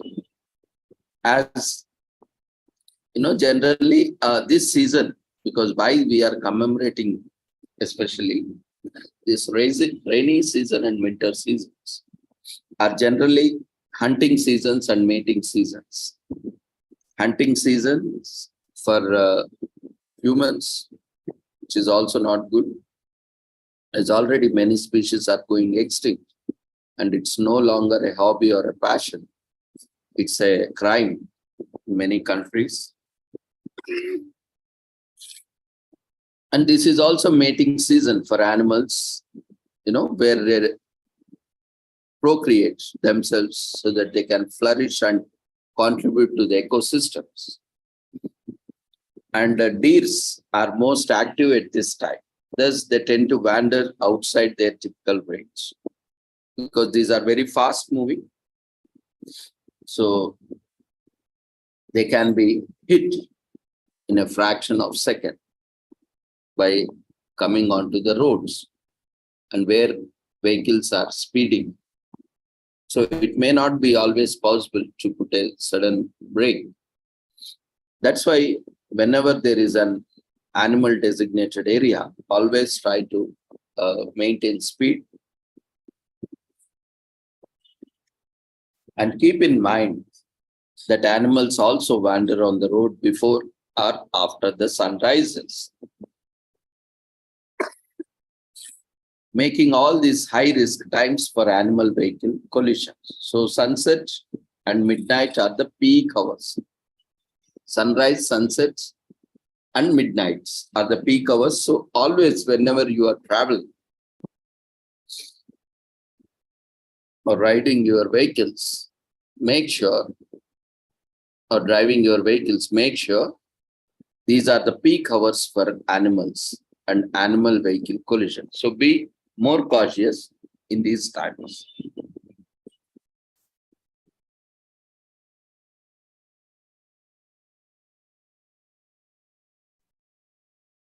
And especially, big animals rarely cross the road alone, especially with the wild animals, or, you know, especially comparatively, even the deers also. If you encounter a deer or a big animal while driving, expect to see numerous others nearby. So generally, these large animals or big animals travel in groups or move in groups. So if you sight an animal, big animal or large animal, then anticipate that there may be more animals in the coming day. So be cautious and slow down yourself to avoid any collisions. And it also became a big problem for Canada, US, UK. Every hour, 4 to 8 big animal vehicle collisions occur in these countries. So many animals are killed. Every year in the US, an estimated 1 million to 2 million collisions between motor vehicles and big animals such as deer occur, resulting in 200 human deaths, 26,000 injuries, and at least $8 billion in property damage and other expenditures. can see in US, UK, Canada, which we have taken few statistics, how many animals, millions of animals are killed every year. And it is not just in these countries. Across the world, this problem is there, persistent. So one of the main reasons we observe this animal road accident awareness is to empathize the hazards of driving while distracted, with almost 1,000 animal deaths caused by traffic accidents each year. Increased awareness urges individuals to take extra measures. This day also emphasizes the importance of preventive interventions. This day educates individuals on how to handle a traffic accident if they strike an animal while driving. There are preventive methods to help reduce the danger of animals getting wounded, as well as guidance on what to do if an animal gets away, roadside first aid, and much more. And nowadays we have sensors also, which can be installed in the vehicles, which can automatically stop or slow down or halt on the sight of animal or a human or a bird. So this will, the AI nowadays, or even the sensors, even if we are not consciously aware, if the sensor detects the thermal activity of some animal, human being, or a living being in front of the vehicle, it can slow down and stop so that it can prevent collision. Even efforts are being put to have such devices to be put on the animals so that they are detected well in advance. But it is not possible to, because that's the first thing is to manufacture such a huge thing. Okay, if you manufacture also, it is not so convenient or feasible to, catch each animal and put them, because these are not native and they might not be so comfortable, and animal can just remove it. So though there are different microchip and other methods, but it has its own effects. Anyway, let's be cautious about this. And not only our lives are important, but so are the lives of animals, birds, insects, and so on. It can assist to change the destiny of animals that have not yet landed in this situation. So it saves lives.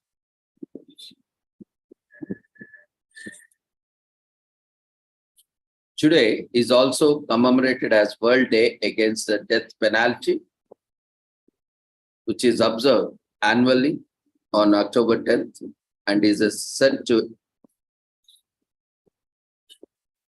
and a day set aside to raise awareness about the need to get rid of death penalty from our justice systems. The campaign especially seeks to encourage and reinforce international public opinion and public decisions makes to fight for its abolition. It is supported by numerous NGOs and world governments, including Amnesty International, the European Union, and the United Nations, and many more. The death penalty, referred to as capital punishment, is the state-approved killing of a person as punishment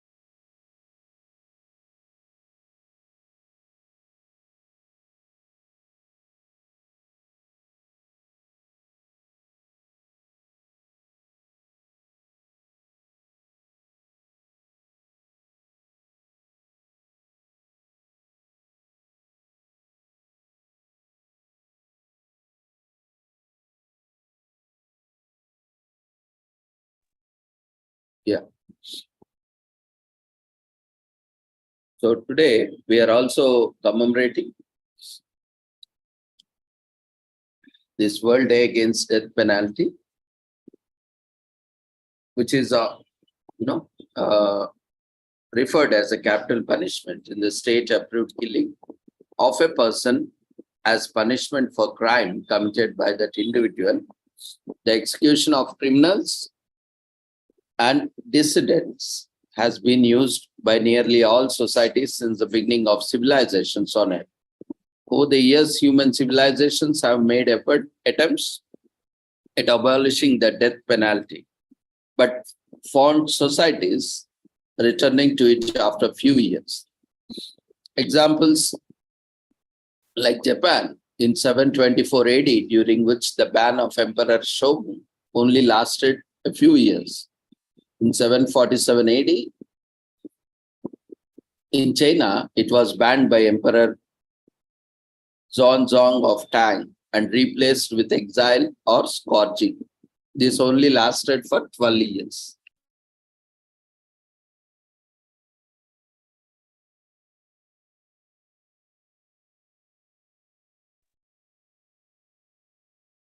So Amnesty International holds the death penalty breaches the human rights, in particular the right of life and the right to live free from torture or cruelty, inhuman or degrading treatment or punishment. Both rights are protected under the Universal Declaration of Human Rights adopted by the United Nations in 1948.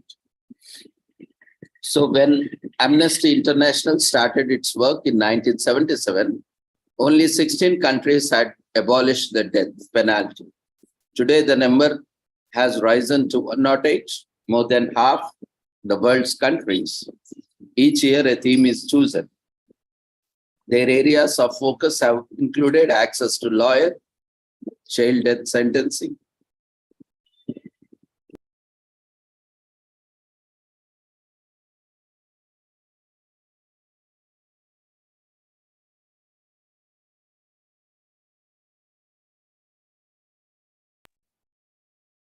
living conditions,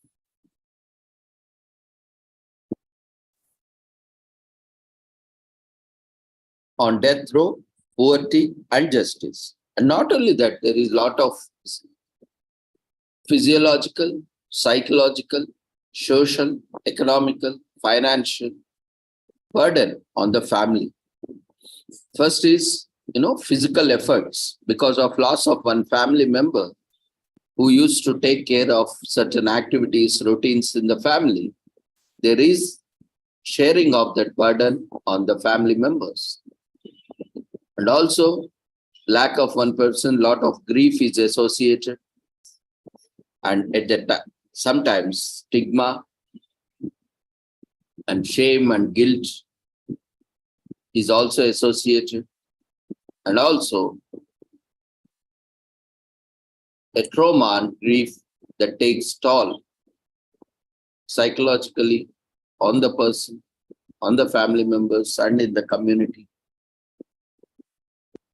And because of loss of earning member or maybe the sole breadwinner, it also impacts the entire family and also communities and nation at large, because a productive member is lost in the process. So over the time, more and more member states from all regions acknowledge that death penalty undermines human dignity and its abolition contributes to the enhancement and progressive development of human rights.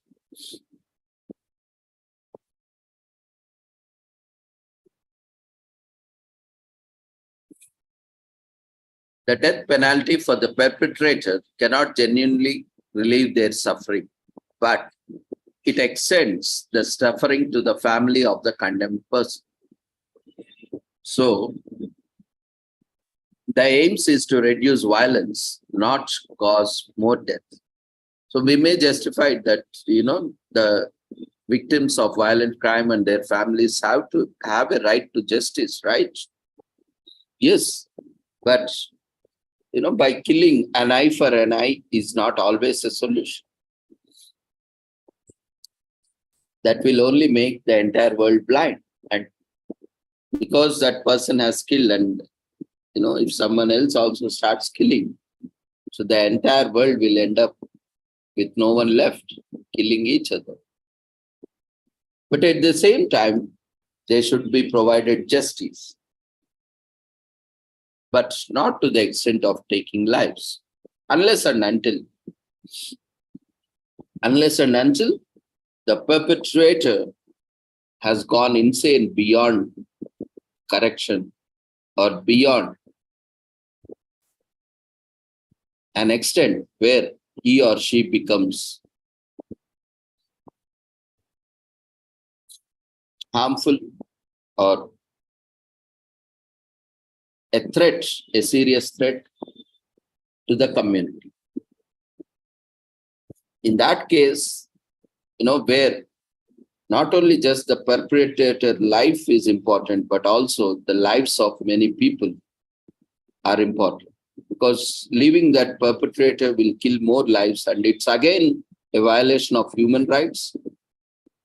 And where we are fighting and protecting human rights, and if we do so, we are the contenders of the human rights. Often this situation is faced by the human rights organizations, human rights activists, where, when they are taking sides of the perpetrators,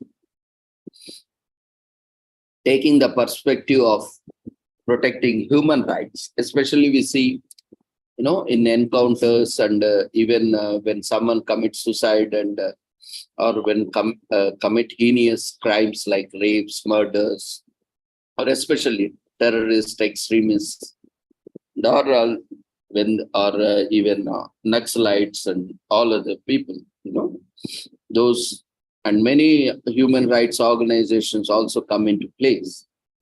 But often they've always faced the, heat of the public and also the victims especially,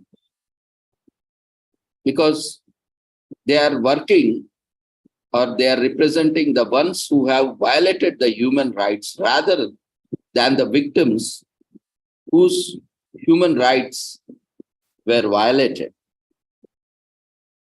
This kind of moral ethical dilemma has to be faced, and we have to ensure that justice is protected by the human rights activists and also human rights organizations.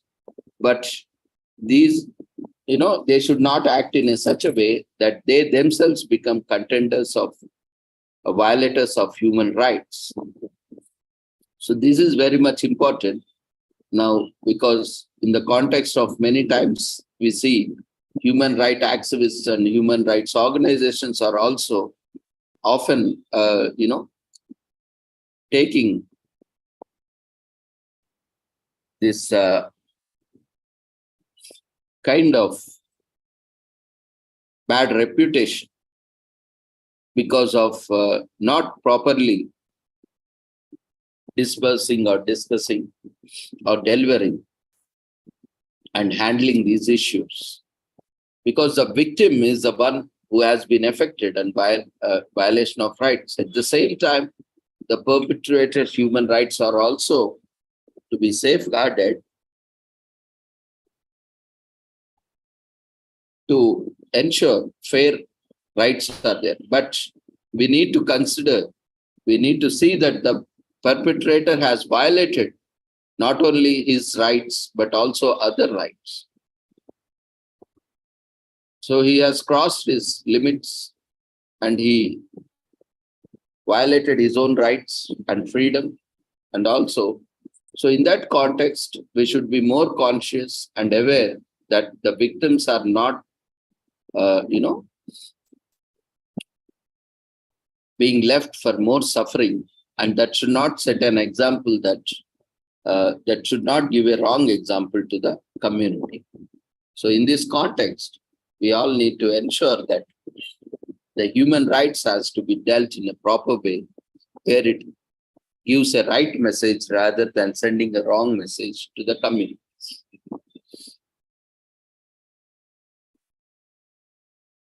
So the issue, one more issue is there. So what if there is no death penalty? So isn't it better to execute someone than to lock them forever or for life imprisonment? This is one more dilemma. The issue here is offenders have their lives claimed by a system of justice that values retribution over rehabilitation. As long as the prisoner is alive, he or she has hope for rehabilitation or to be exonerated if later found to be innocent. That's why we have seen many cases also, even in India and across the world, where a person is found guilty and has been sentenced and later found that he is not guilty, she is not guilty.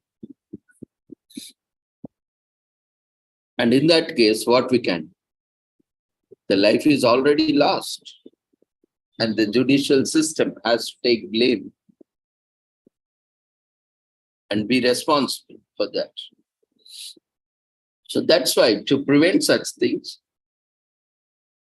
and to take recourse or correct such measures, this will always help us to do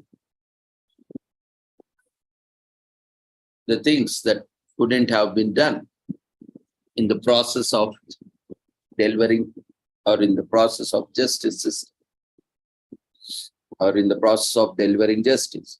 So some of the reasons for the high cost of death penalty are the longer trials and appeals required.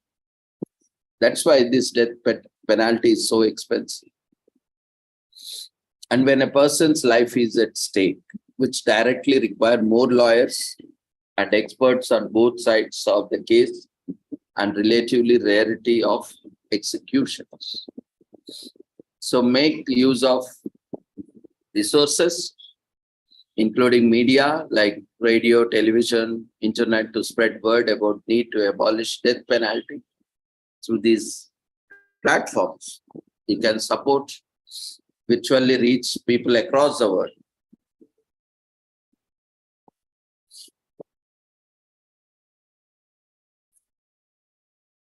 You could never go wrong with supporting cause monetarily, as your money could be translated to many useful things to support the cause, either in cash or kind. If you think that, sometimes there is a possibility because of there are a lot of organizations which, not genuinely working. Because we have seen across the world, there are, even in India also, lakhs of NGOs are and have been blacklisted. So if you have any such second thought, then you can always contribute in kind or time or resources. To support the cause, go ahead and give out whatever you can in cash or kind or time or resources.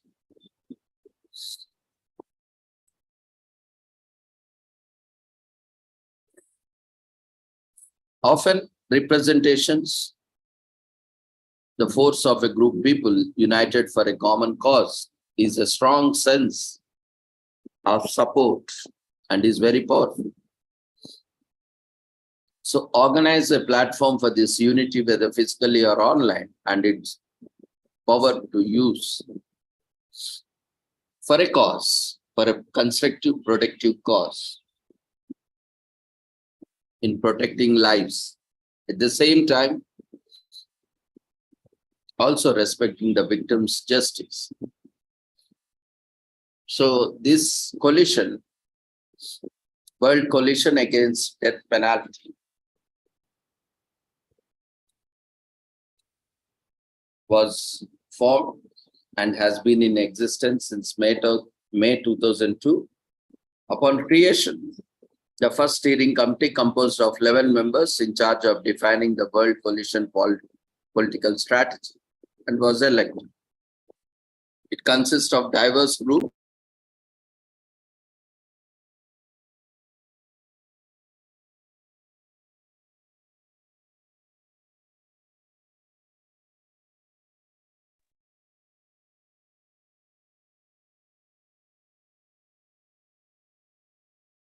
and is an international alliance of NGOs, bar associations, local governments, and trade unions.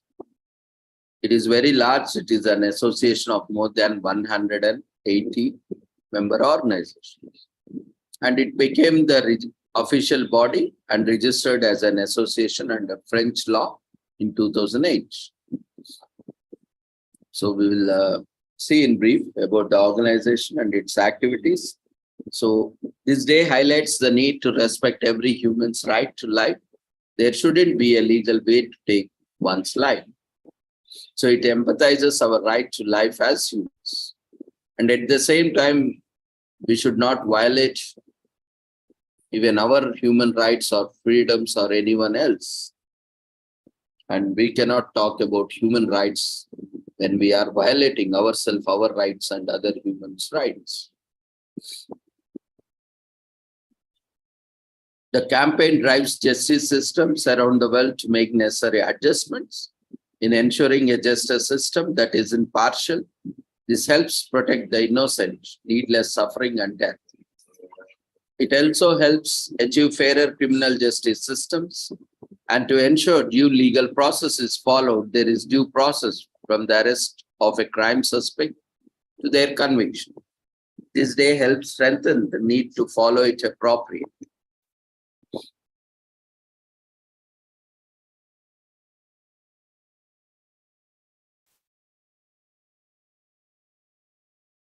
Today is also commemorated as World Homeless Day.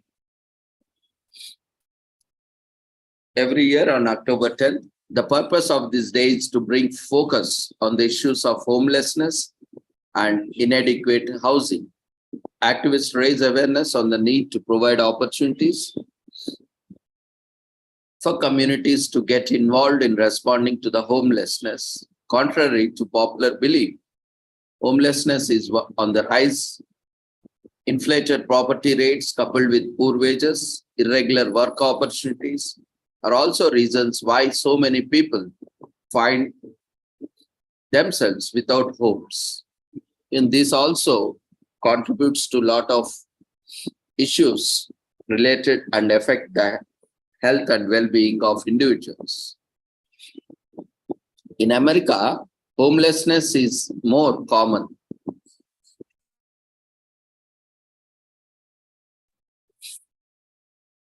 In America, homelessness is more common among minority and immigrant populations. While this remains a serious problem worldwide, there are many ways one can help. Also urge the government to act accordingly. The first World Homeless Day was observed on October 10, 2010. The concept of World Homeless Day originated from online discussions among activists who have been involved in helping the homeless in their countries. So every October 10th, World Homeless Day brings the like-minded people who are looking for ways in helping the homeless in their community. More than just raising alarm about homelessness, the day also addresses the need for building adequate housing that is safe, clean, and has all the basic facilities. It also draws attention to the needs of the homeless and how this affects different aspects of their lives. It is believed that there are about 150 million people around the world who don't have a home. This means that almost 2% of the world population and more is homeless. More than just being without homes, these people also suffer psychological, mental, emotional health issues, and also infectious diseases, health problems like dental problems, chronic pain, lack of income and savings, leading to hunger and unattended medical needs, lack of access to clean toilets and water, suffer prolonged exposure to heat, cold, rain, and snow, and experience starvation and poor nutrition. Some may also engage to feed themselves in antisocial activities as well. That is very less percentage. and some may engage in begging and other activities to feed themselves. So homelessness is a pervasive, and experts believe that it cannot be fully eradicated. Nevertheless, it can be reduced, and a good way to start is trying to understand the cause of homelessness. The four primary causes of homelessness are lack of affordable housing, unemployment, poverty, and low wages. The mentally challenged people or people struggling with drug addictions and lack necessary care and services may become homeless. For women, domestic violence is the leading cause of homelessness.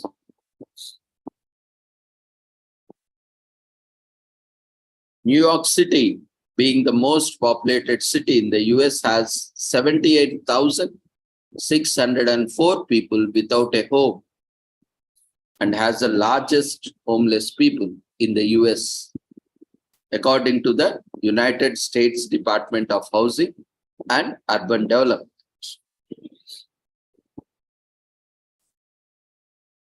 And where we have seen homelessness can essentially be broken down into four categories: chronic, episodic, transitional, and hidden. Now, how we can help this homelessness? You can help the homeless by demanding that shelters for the homeless be opened, donating clothes, food, medicines, and other essential items, and volunteering your time and resources in fundraising, and also creating employment opportunities for them so that they can earn their livelihood. You can volunteer your time at a non-profit organization that work for homeless people. Habitat for Humanity and organizations like it are good places where you can volunteer your service, or you can start local shelters, night shelters or day shelters for the homeless people, so that at least they can stay at some place where they can take up their activities and also engage in employment, so that gradually they overcome this problem. Organize a fundraiser on World Homeless Day to collect funds for the homeless in your community. And you can also donate to an organization of your choice that is involved in helping the homeless, and help at least a few of the homeless to rehabilitate. And advocacy is also important. Collect signatures or have a campaign on a petition. Write to your local politicians, authorities, urging them to take action against homelessness and provide rehabilitation for them.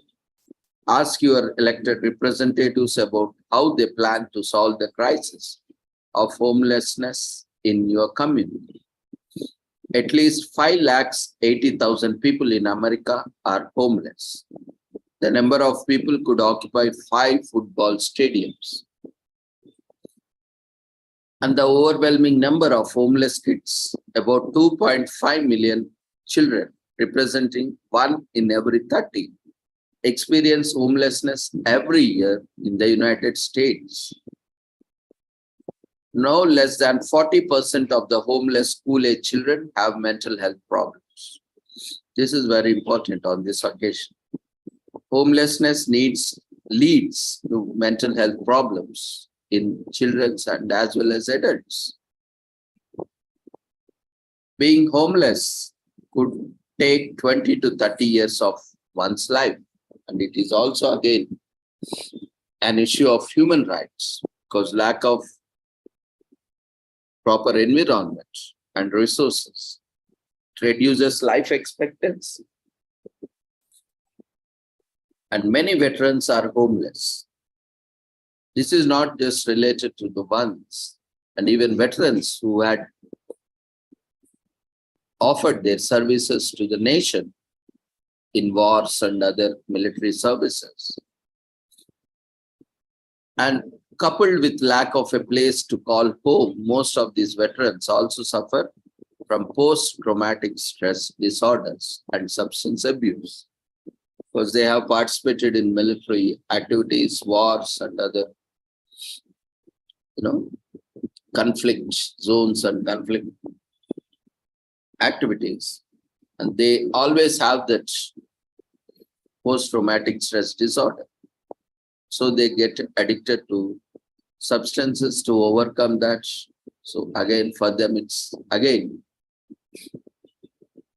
is not so easy to manage. And everyone deserves a home. Every person deserves a secure and comfortable home. Shelter is a basic human need. So this day aims at putting a roof over every person's head. If we are indeed aware that there are homeless people around us, but we struggle to find ways to help them. This day, World Homeless Day, brings to our attention this reality and sensitizes us on the various ways in which we can help the community. It aims to and works towards securing a better future for the affected, although the crisis of homelessness is far from coming to an end. It encourages us to work for a future where every individual has a home called their own.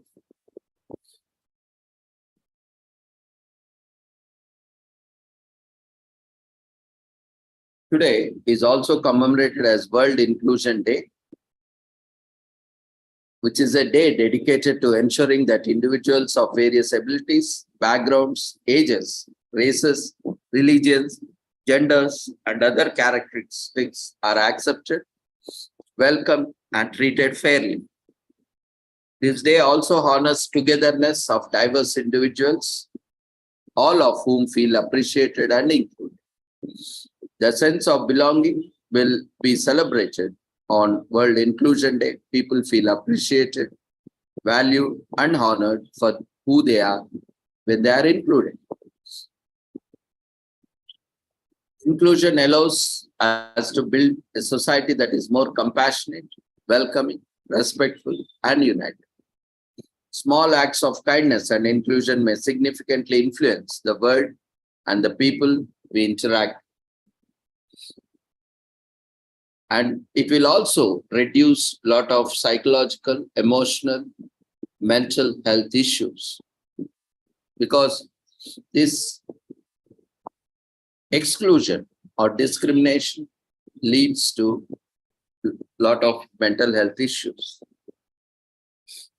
along with other issues. So although its origins are difficult to trace, as it has been there since long time. So the Garden Foundation is a non-profit organization that serves people with impairments in Las Vegas. Their mission is to help and improve lives of people with disabilities by offering a safe haven for education, inspiration, independence, and inclusion. So this Garden Foundation is one of the organizers of this World Inclusion Day. And the Garden Foundation does not have a one-size-fits-all approach. They believe in and practice person-centered planning, and as a result, they give a tailored experience to each client and their family-specific needs. Every individual they serve has their own unique set of interests, talents, needs, and aspirations, and they should be able to choose what they do. So as the globe grows, increasingly linked and globalized, it's crucial to remember that a global monoculture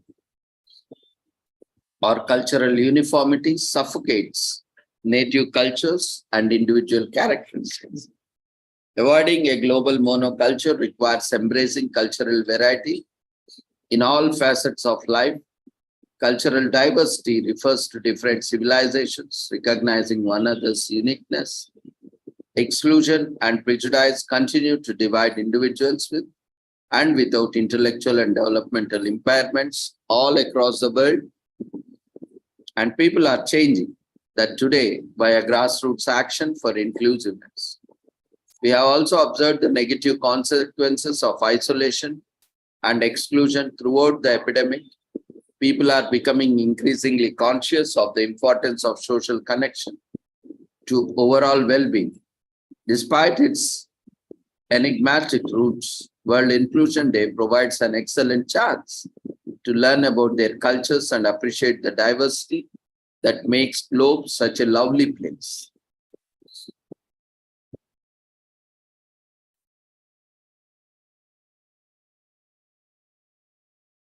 So the World Inclusion Day was started in 2020 by the Garden Foundation. A North American Inclusion Month is also intended to promote a more positive attitude towards individuals with disabilities throughout the year. Simple individual activities during National American Inclusion Month can help make society more accessible for people with impairments in America. And an inclusive culture respects and appreciates our diversity, including our diverse experiences, backgrounds, and perspectives. According to several studies, inclusive organizations have more engaged, motivated, and productive employees. Especially in the context of India being a rich diversity where no other country has such a rich and varied diversity, we are a true example of inclusiveness, inclusion, where everyone is included.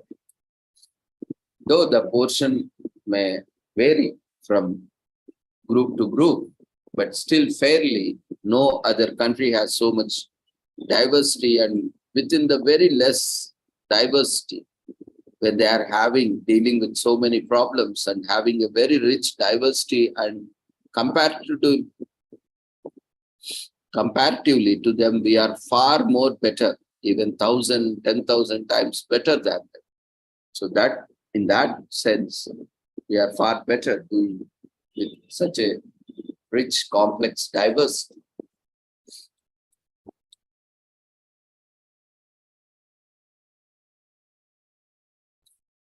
Finally,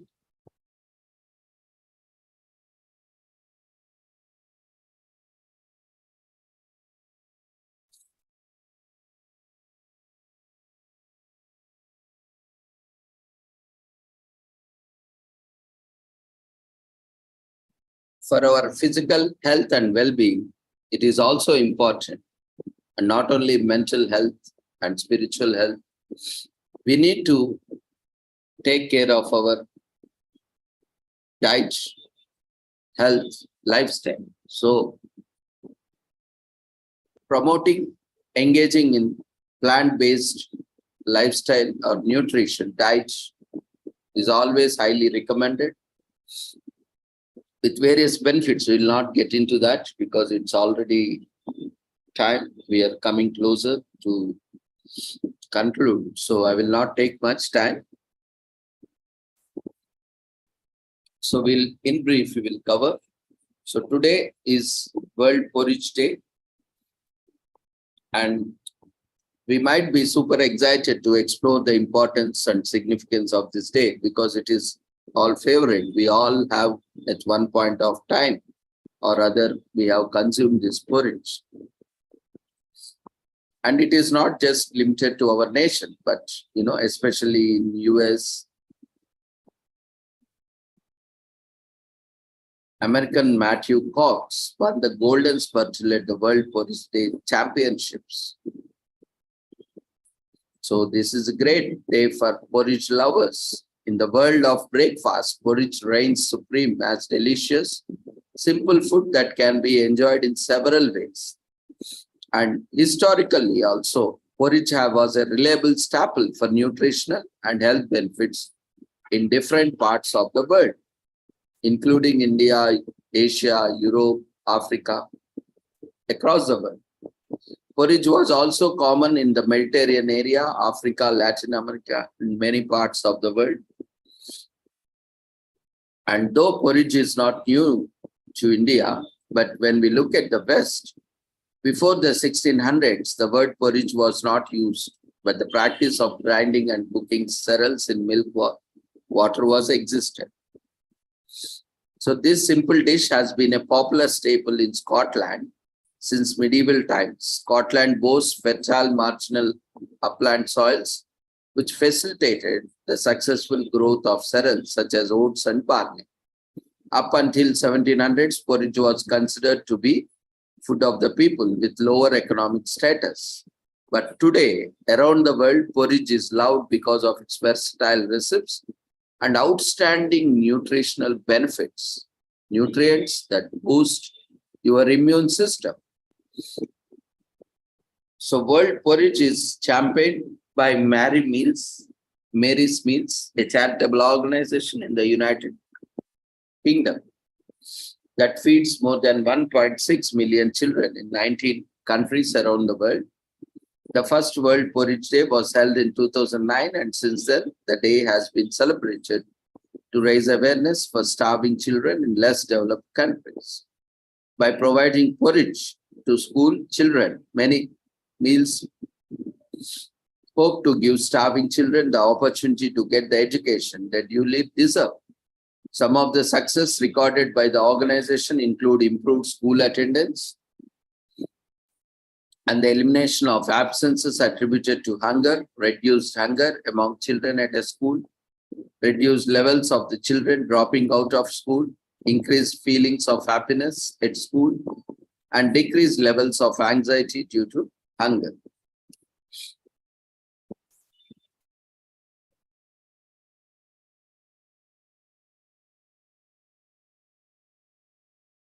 So, though porridge was there since long, even in India, even before the West has discovered or invented or started using it, but as we are commemorating in the Western context, so porridge was first introduced by hunter-gatherers in southern Italy, but became commonplace towards the end of Stone Age.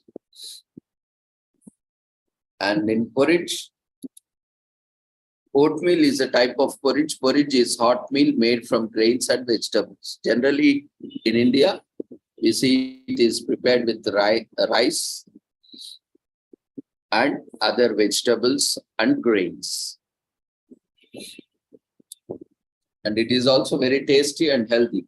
If you haven't tried porridge till now, I'm sure most of us have tasted and tried it in childhood. But if you haven't tried, try it. Even there is no age constraint.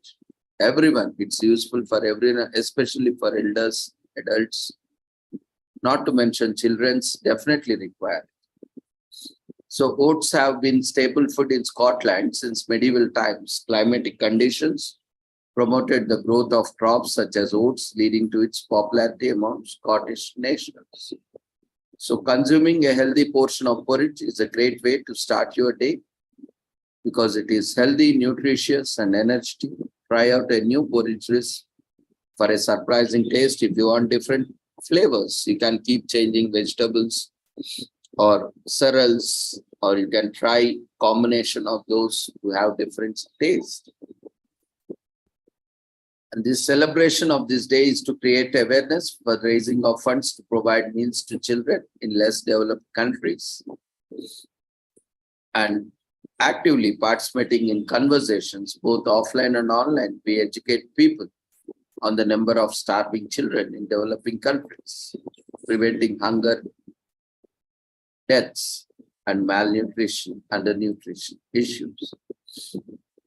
So porridge was considered respectful to eat porridge standing up, and it was allowed.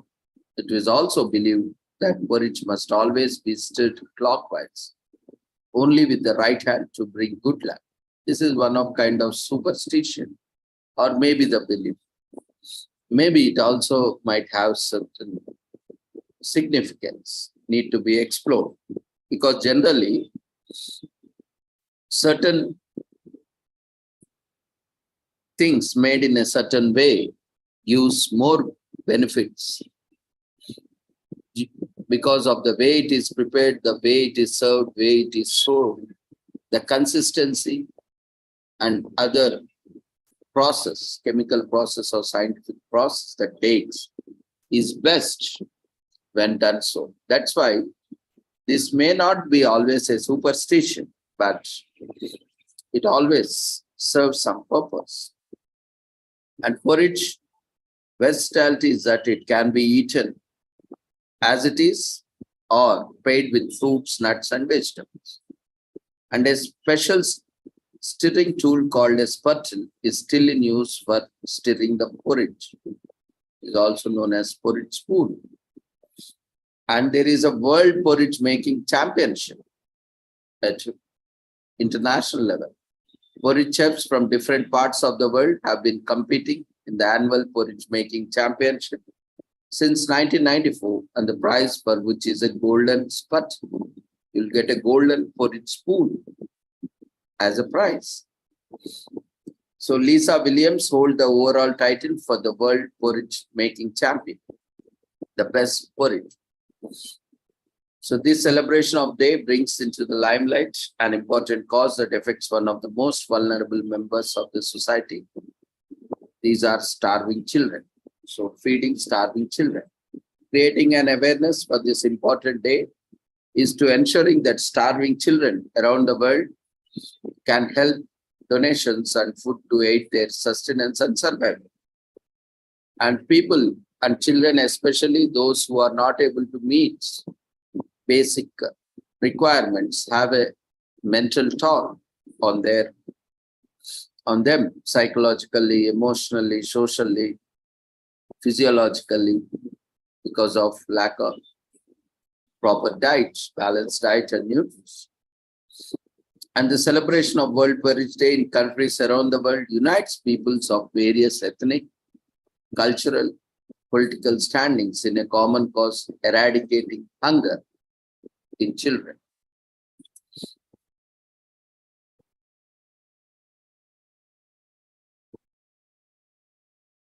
Finally, we are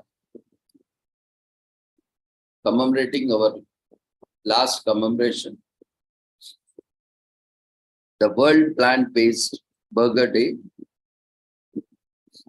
which is celebrated annually around the world. It is a day to honor all plant-based diets, especially the burgers.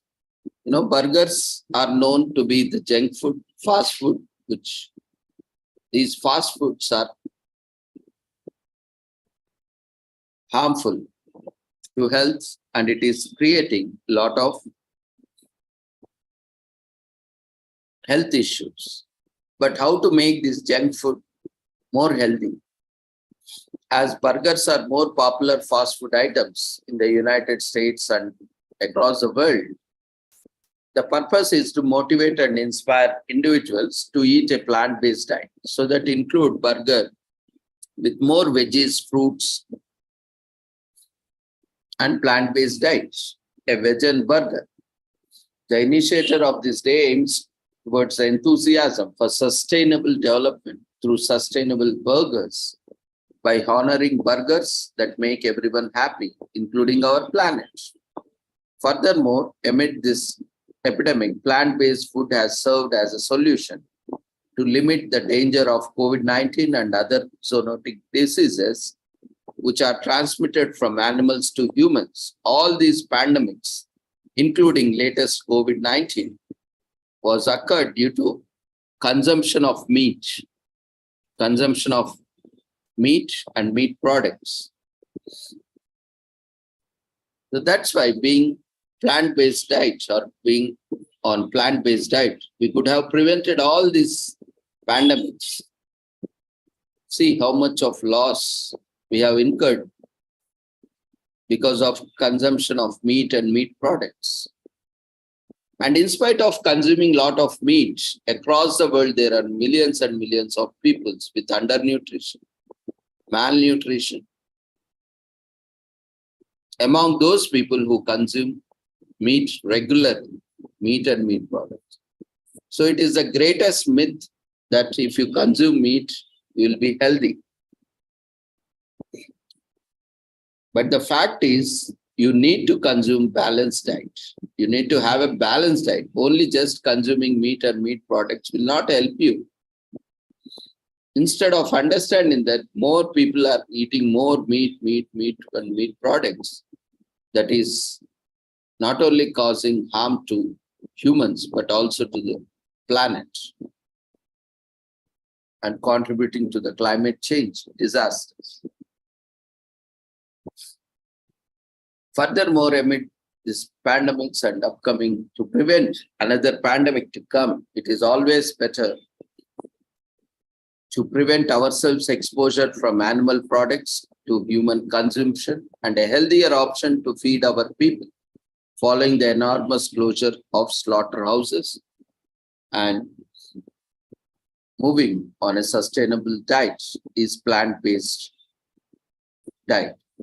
For hundreds of years, protein-rich alternatives to animal products have been utilized. Tofu, a bean curd manufactured from soya beans, and is perhaps the well-known meat substitute. We can see the soya beans, which provides all the benefits that meat or meat products can provide. You'll get all the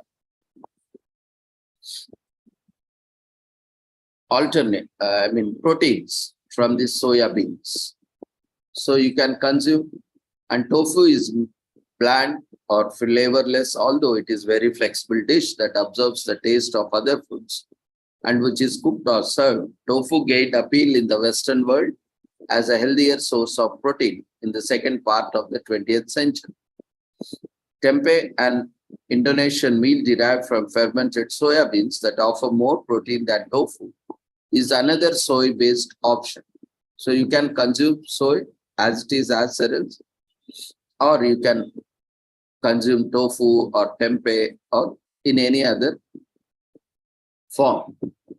Finally, seitan, also known as wheat gluten, is a wheat flour product that closely resembles the texture of chicken and has been used in East Asian cuisines since at least 14th century.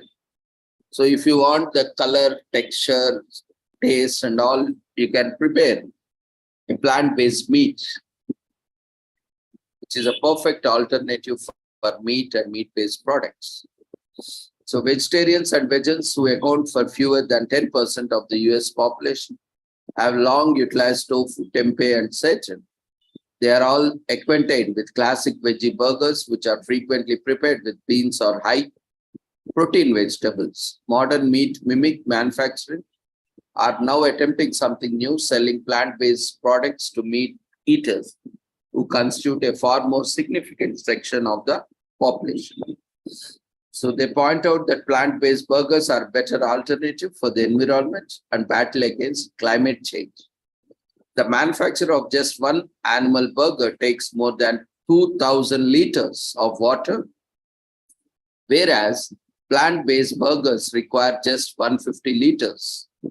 So we are saving almost 1,850 liters for one burger.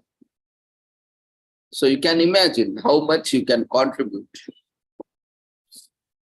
Aside from saving water, plant-based burgers use less land and save numerous animal lives and suffering, pain, killing, torture to animals each year. As the popularity of vegetarian meats has increased, so the favored descriptive language, plant-based, has developed as a preferred phrase among the meat-free alternatives, as many customers would like to eat more plant-based diet without being completely vegetarian or vegetarian.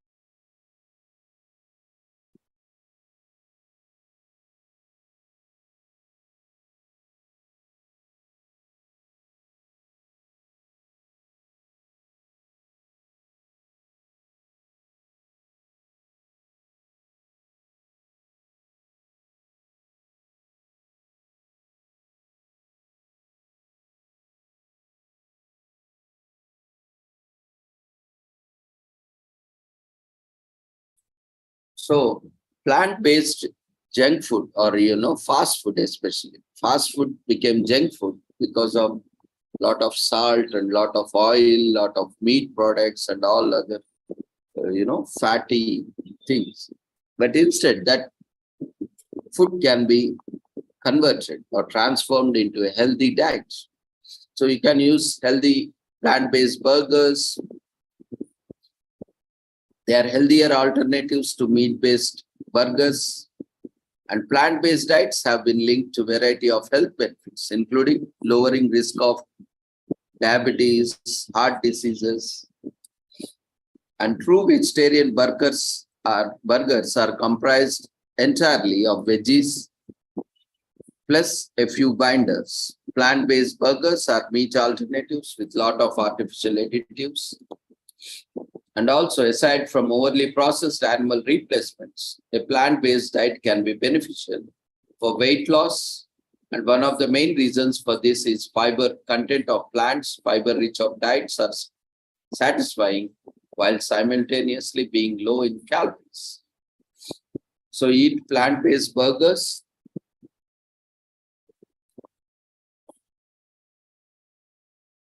And distribute the vegetable feast. Bring some vegetarian or plant-based meats or burgers to share with your co-workers or colleagues. Whole vegetables are high in fiber, one of the most important yet underutilized nutrients. In comparison to conventional ground beef, 20% fat or more, plant-based burgers deliver comparable proportions. Because of the low danger of infection with harmful germs such as Salmonella and Escherichia coli, plant-based burgers are safer to handle uncooked than meat products. And 100% safe ingredients, a thorough comparison goes beyond basic rules of thumb and involves thorough evaluation of nutrition and safety. And pesticides are not loaded into plant-based patties. Levels in these burgers are extremely low and unquestionably safe. And it is beneficial to environment. Going vegetarian saves not only animals, but also fossil fuels. And whereas it takes 78 calories of fossil fuel to generate 1 calorie of meat or beef, it only takes 1 calorie of fossil fuel to produce 1 calorie of soya beans. So this is 780% more efficient than meat production. And vegetarian diets often include plenty of fiber, folic acid, vitamin C and E, magnesium, unsaturated fats, and phytochemicals that aren't always found in meat. So lower cholesterol means a lower chance of heart disease, lower blood pressure, and a healthy weight. So it is beneficial for your health as well as environment. And it allows you to be more creative in the kitchen. The plant-based burger recipe is so well known. Allow today to be your day to experiment with various plant-based burgers and have some fun in kitchen. So thank you everyone for joining us, and I hope there are no presentations from the participant side. So we can conclude it. There are no presentations.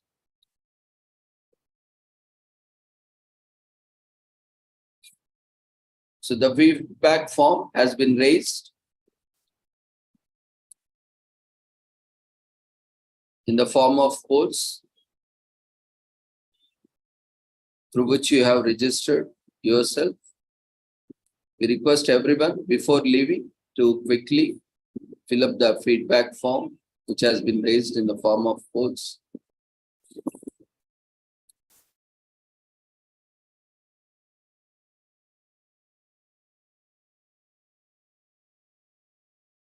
So thank you everyone for joining us, and we appreciate and thank all the participants for joining and being part of this wonderful commemoration and celebration of World Mental Health Day and other commemorations.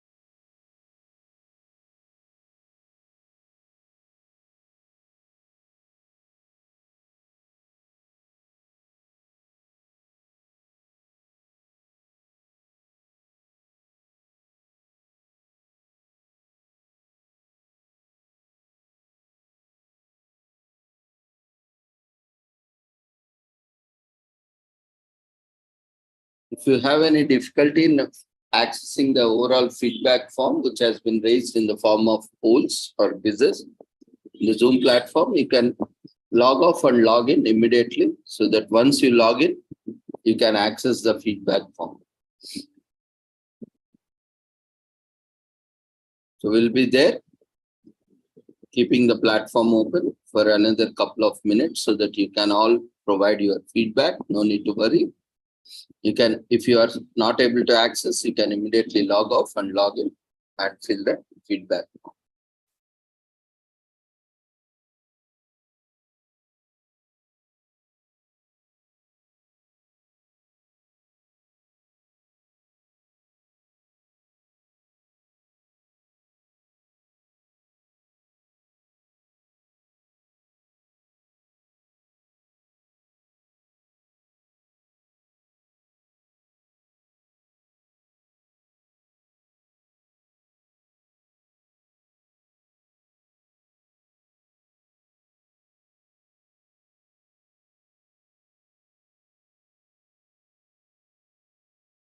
Once you have registered and submitted your feedback, the certificates will be available on the website in 2 to 3 working days. The website link has been shared in the chat box. You can visit the website and download your certificate from the website link. You can check after 2 or 3 working days. Visit the same link and you can download your certificates. Thank you everyone for joining us. And we have daily events happening since almost 3 years, every day from evening 6 o'clock. Do keep joining with the same link. So see you all tomorrow. Take care. Good night. And for the convenience of all those who are still filling up the feedback form, we are there for another couple of minutes. So do complete your feedback form before you leave.